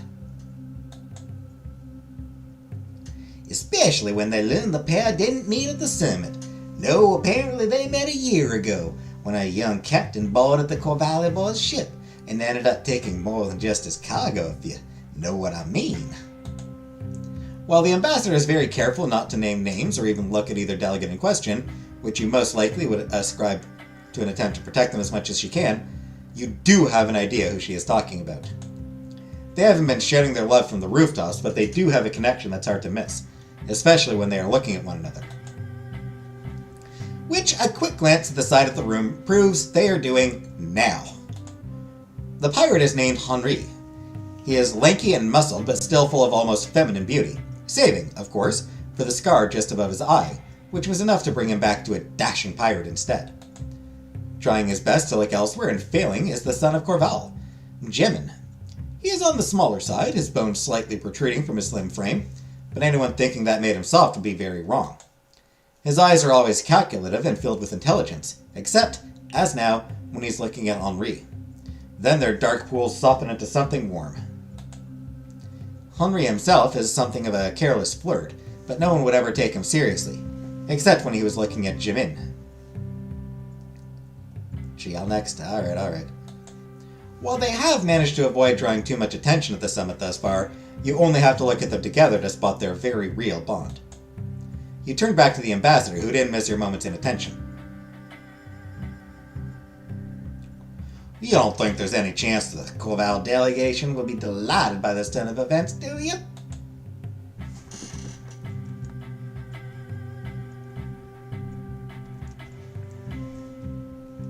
If nothing else, the Corvalli are skilled merchants and traders. Perhaps you could turn it into a profitable arrangement. An interesting proposition.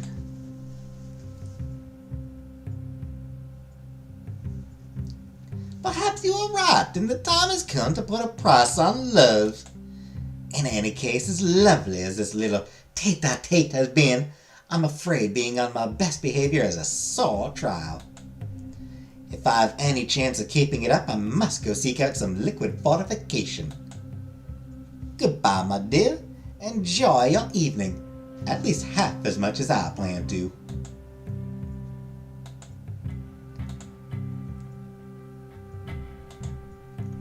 You decide to talk to the GL ambassador, who is currently occupied looking down his nose at some of the louder delegates. Even as you walk up to the minister, he quite determinedly fails to notice you. You curtsy prettily, holding it carefully until with an imperious nod he acknowledges you. Good evening, ambassador. I am... Lady Nicole, I know. I suppose for a last-minute addition, we couldn't hope for much better. Unfortunate. Your name. It's familiar. Cato. For something other than your minor relations. Ah, that's right. You are the delegate they chose to plan the ambassador's ball this week. I suppose you aren't such a poor representative after all. Having successfully identified who you are and to which noble bloodline you belong, or not, it seems the ambassador is ready to dismiss you from his attention. You are going to have to bring up another topic quickly if you want to keep his attention. But do we want to keep his attention, frankly?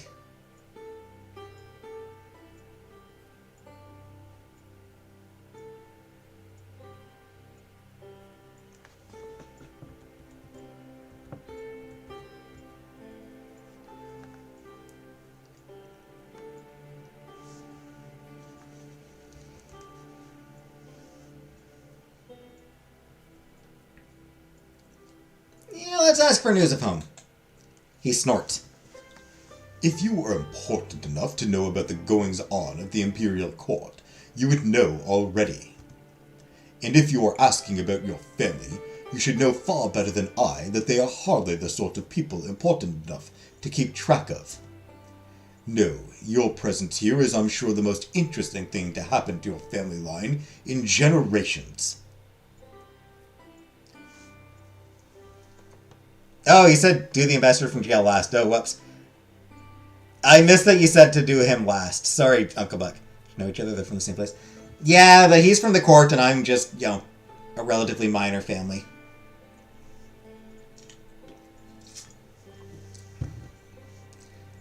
Anyway, this dude's an asshole. I figured do well in last because this dude's an asshole. Get him out of the way. I hope you are sufficiently grateful for this undeserved opportunity. I knew that few nations had proper values these days, but look at this assorted rabble. Whoever thought that these people were the best representatives of their nations? It's preposterous! The summit may have had its time and use at one point, but I am of the firm opinion that time is gone. And so I told the king, I think it is for the best that GL put its focus where it ought to be, on internal affairs. Let everyone else muck in their own messes. We would be far better off leaving the rest of their world to their own devices and focusing on internal growth. Even someone like you must see that I am right. What a dickweed.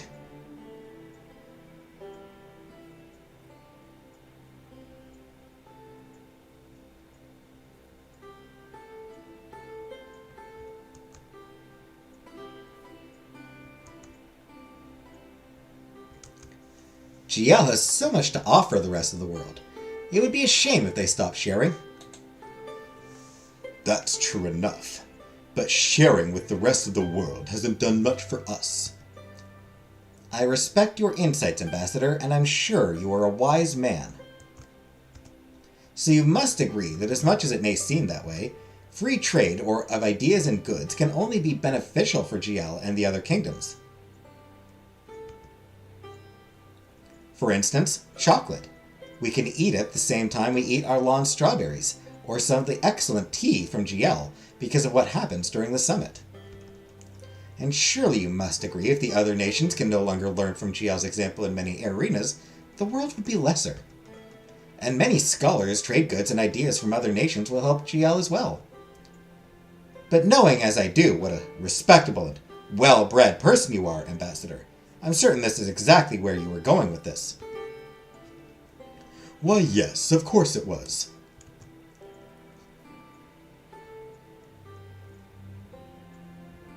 A very good summary of my ideas on the subject, child. Something catches the ambassador's attention and suddenly you are once again completely unimportant. Oh, excuse me, Lady Nicole. I just saw the grandson of my brother's wife. I really should say hello. What a douche weasel.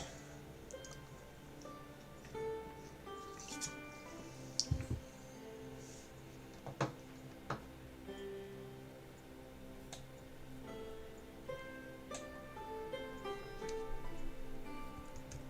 feel like I should say something so it's not just all unk and grimace. Alright, Revere. You decide to speak with the Revere ambassador and so head to where she is keeping a keen eye on the movements of those around her. She spots you quickly and gives you a sharp nod of acknowledgement.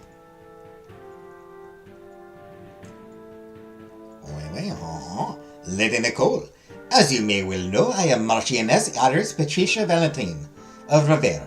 Petrica. I am Marchioness Iris Petrica Valentine of Revere. As I understand it, you have been drawing a lot of attention. Set to be the delegate host of the ball, in fact. But it's a dangerous business, drawing lots of attention. I hope you are prepared for the consequences. She nods as if her greeting and acknowledgement has finished any obligation towards conversing with you that she might have. If you're going to want this conversation to continue, it's going to be on you to introduce a topic, and quickly.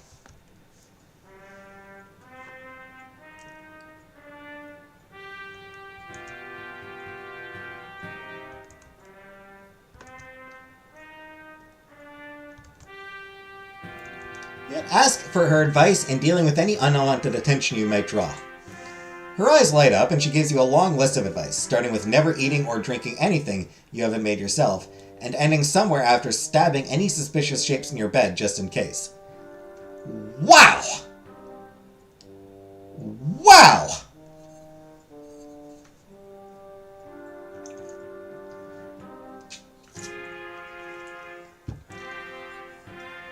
That escalated quickly.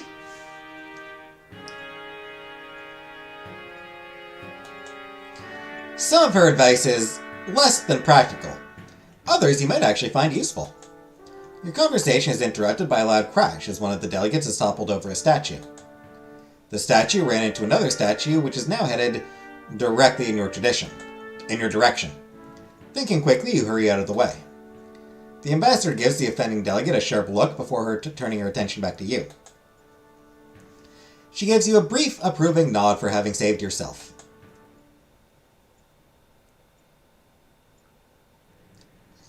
Is the summit normally this dangerous?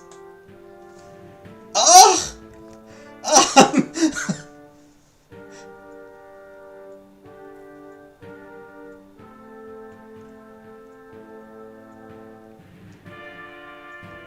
For me, yes, actually.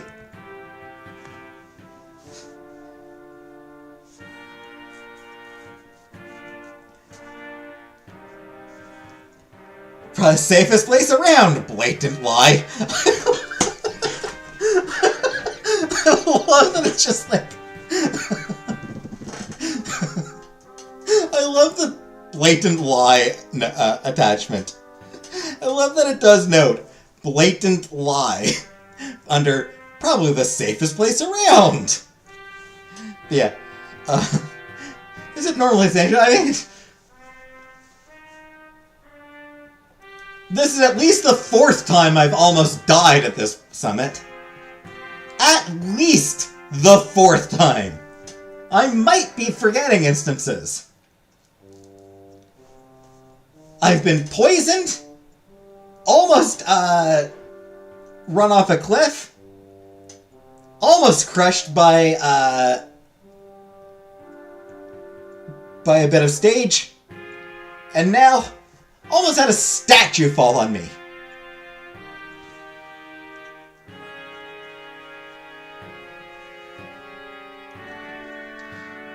It has been a bad time for me.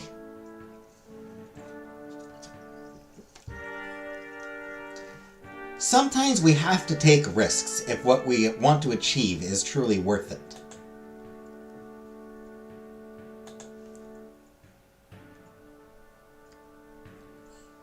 I suppose that is true. Thank you, young one, for the reminder. Perhaps it was one I needed. Her eyes narrow and she spots something that catches her eye in the distance. Excuse me, Lady Nicole. I'm afraid I have to investigate something. Then she stalks off with enough military precision in her steps to make General Fallon envious. Final conversation, Wellen! You decide to talk to the Wellen ambassador and go to where he is briefly between conversational partners in the corner of the room. He smiles and bows gallantly as you approach.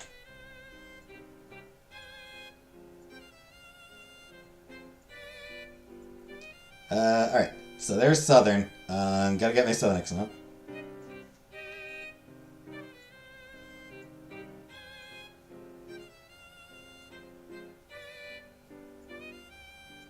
I'll say, my dear, I'm afraid I don't know who you are, but I am beyond honored to make your acquaintance.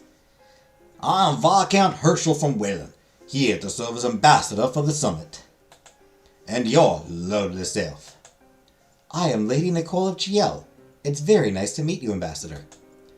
Oh yes, I hear that you are to host the ball for the ambassadors. Very exciting, very exciting. I do love a good ball. Are you parched? Shall I get you something to drink? Or perhaps your feet hurt from standing in those uncomfortable shoes late as well these days. Shall we retire to a couch? You feel slightly put off by his pushy form of chivalry, but nonetheless you manage to be polite. Thank you, Ambassador, but I am perfectly fine at the moment. But if that changes, I know who to call on. Excellent, excellent. Now it seems like the perfect time for a judicious change of subject.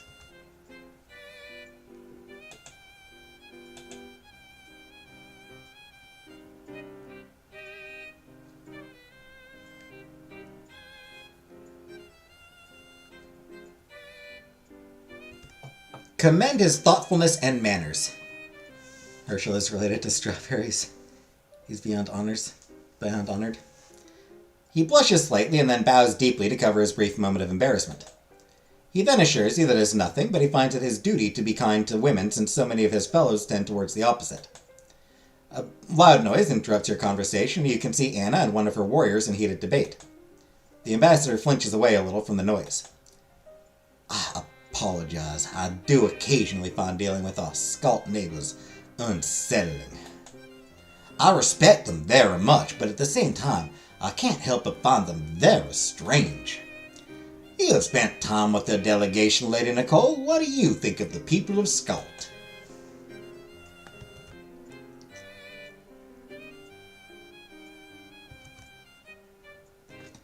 Truthfully, I have found much to admire in them. I think there is much we can all learn from each other. I see. I hope you are right, dear Lady Nicole. Wouldn't that be nice? I think it would. Something catches the ambassador's eye and he turns away from you. Oh dear, that lovely girl looks very uncomfortable followed by that big fellow, doesn't she?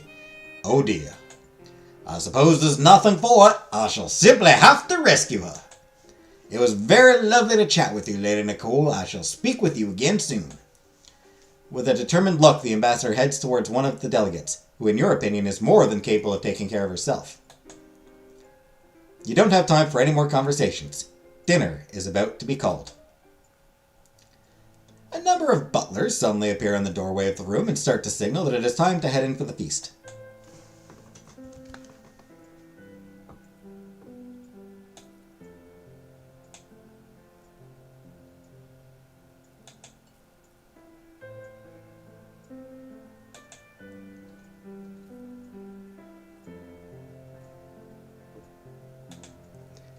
Alright, yeah, I suppose I'll finish up the conversations start to wrap up and the crowds start to move towards the door.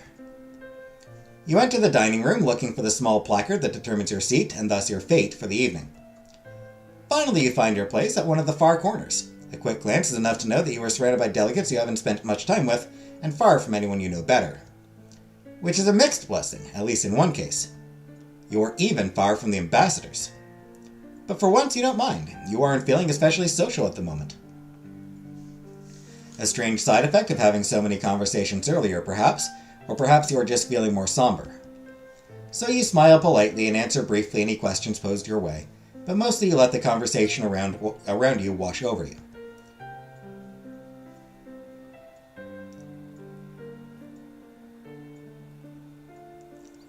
Now that the ambassadors are here, it's really the beginning of the end. You are right. The summit is no longer a break from our real lives, something different and even special.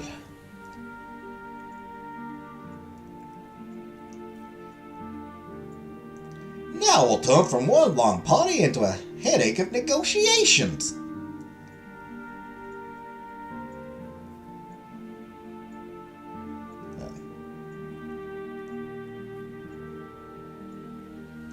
Non-aggression pacts. Trade agreements. Academic agreements. Dowries. It won't be about us at all anymore. We will go back to being pieces on the board. Disposable symbols. Negotiation incentives. Dutiful tools. Small part of the bigger picture. Strange outsiders. Enemies. There's a sad pause, but you are too tired to be bothered interjecting into it. I suppose that leaves us no choice. This might be our only chance to better our future. It's time for us to start looking out for ourselves. I doubt the ambassadors will do it for us. Soon the conversation moves on to more neutral topics. But you are having trouble following even the most mundane conversation. By the time you are halfway through the soup course, you are so tired you feel you might fall asleep in the bowl of green liquid. In the tapestry of your life, 5 weeks is nothing, a mere blink. But these past weeks, so much has happened, so much has changed. You have changed.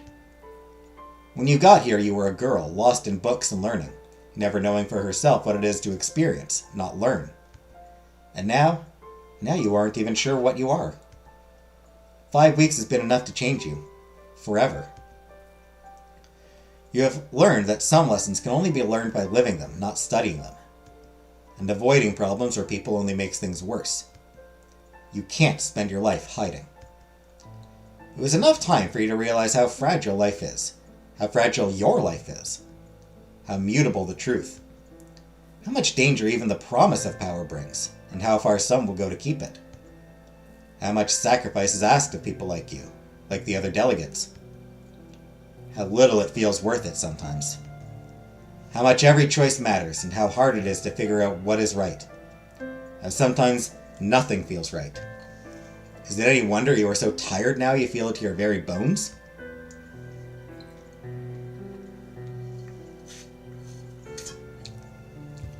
Well, it might not be the only reason. Another haunted face showing every time you close your eyes might have something to do with that as well. You sigh and force yourself to keep your eyes open. In a tired blur, the welcome feast finally comes to an end, and with it, one of the longest days you have had since your very first. A second first impression impressed the ambassadors at their welcome feast. Or so you thought. Although you haven't seen or spoken with her since your conversation last night, Anna suddenly appears in front of you. She looks at you intently, and you get the feeling that she hasn't slept at all since you saw her last. Hello, Nick. I am in the mood for a walking. Will you come? You nod, unsure of where this might be going, but knowing you have to see it through either way. Anna is unusually silent as she leads you outside, further and further away from the castle. Infected by the heavy mood, you find yourself silent as well as you trail slightly behind her. Reaching the edge of the cliffs, but not so near that either of you need to fear falling, Anna stops. She turns around to face you and offers you her hands. You take them and they are warm and strong as they wrap around yours, a vast difference from the cold air blowing gently around you. I have been thinking since last we spoke. Thinking so hard that I was afraid I might break my head. Your hand still tightly held in hers, Anna takes a few steps closer until she is only inches away from you. Scott is very important to me. My family is very important. But I realized, you are my home, Nick. You are my family. Scott won't feel right without you. Nothing wills. I do not know if it is the right thing. Not for you, not for Scott. But for me, it is the only thing. The world could melt and the gods could curse me and you would still be my heart. My only heart. I love you. I love you more than all the snow and all the grass and all the sky, Nick. So I'm asking, pleadings, that you come back with me. Become my wife. Become my family. I do not want to be separated from my heart. I want to treasure you every day of our lives, protect you, make you laugh, make you smile. Be with you for the sad things, for the happy things, for all the things. It might be hard for you to be in Scott, to be my wife, but I will always be there. We will be so much stronger together. So marry me. Please.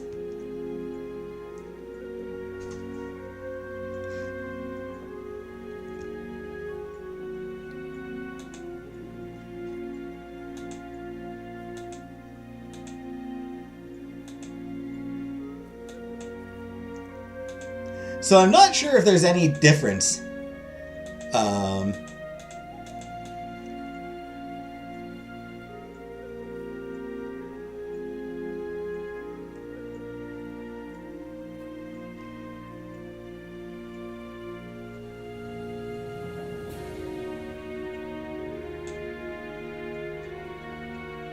I'm not sure if any of these things result in any differences.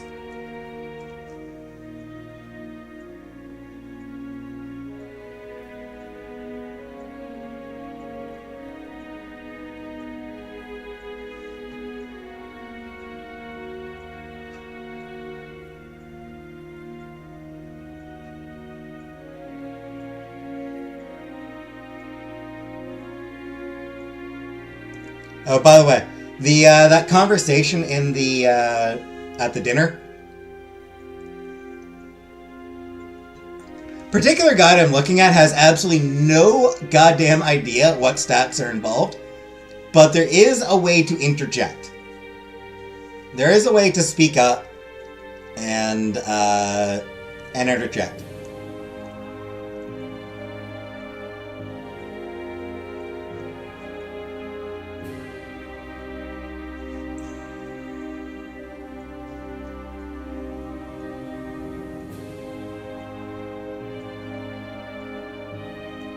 It looks like it might be related to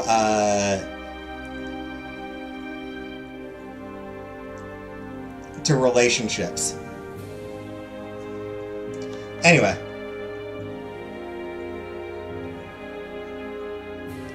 All of these are actually really... I like all these options. This one's very sweet. This one's kind of fun. This one's just hilarious. Alright, but only because you asked so nicely.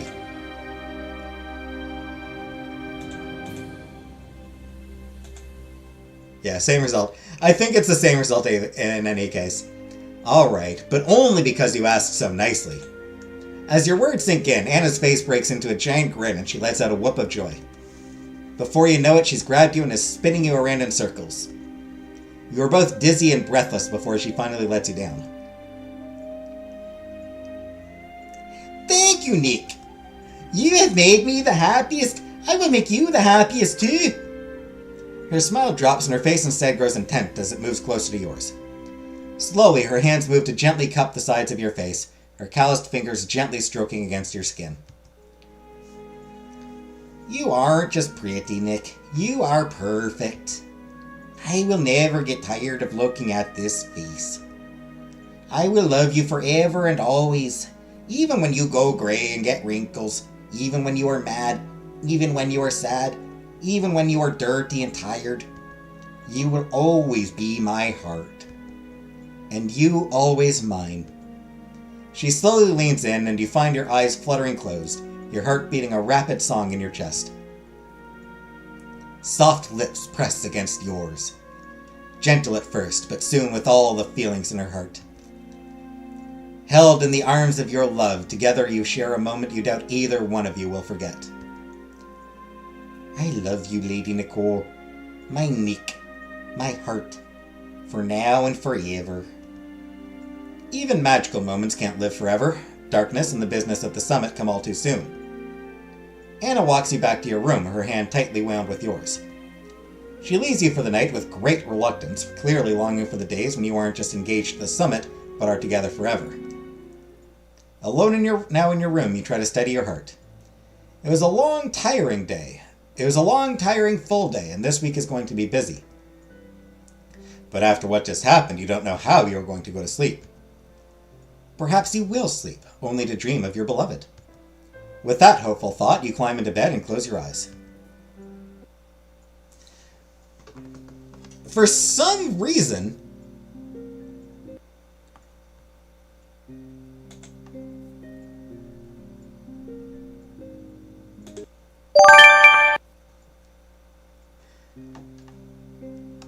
alright. I want to check something.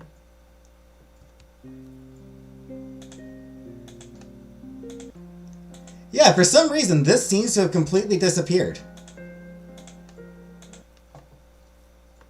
I can't check my stats anymore.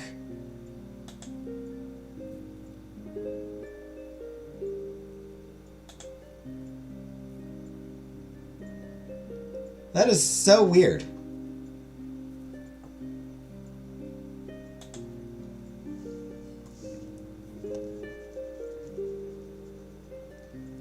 Anyway, you got some extra time out of this.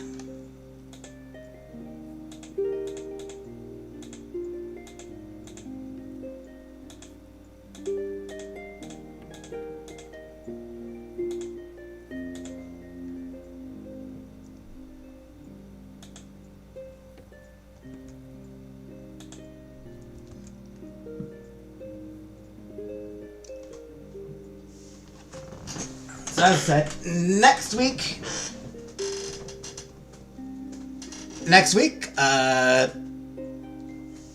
I presumably will not be here.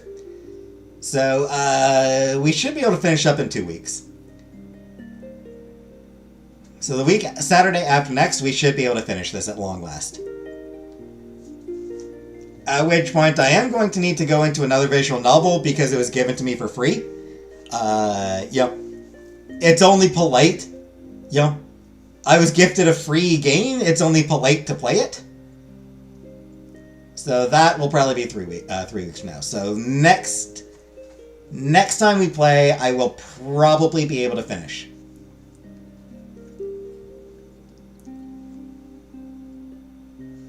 Hopefully. We'll see. We shall see.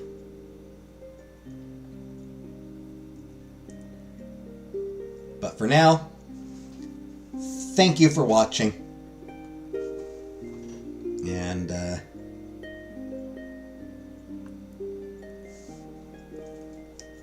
I'll see you all tomorrow, because I will be here tomorrow, so join me tomorrow for just some shit shooting. And good night, everybody.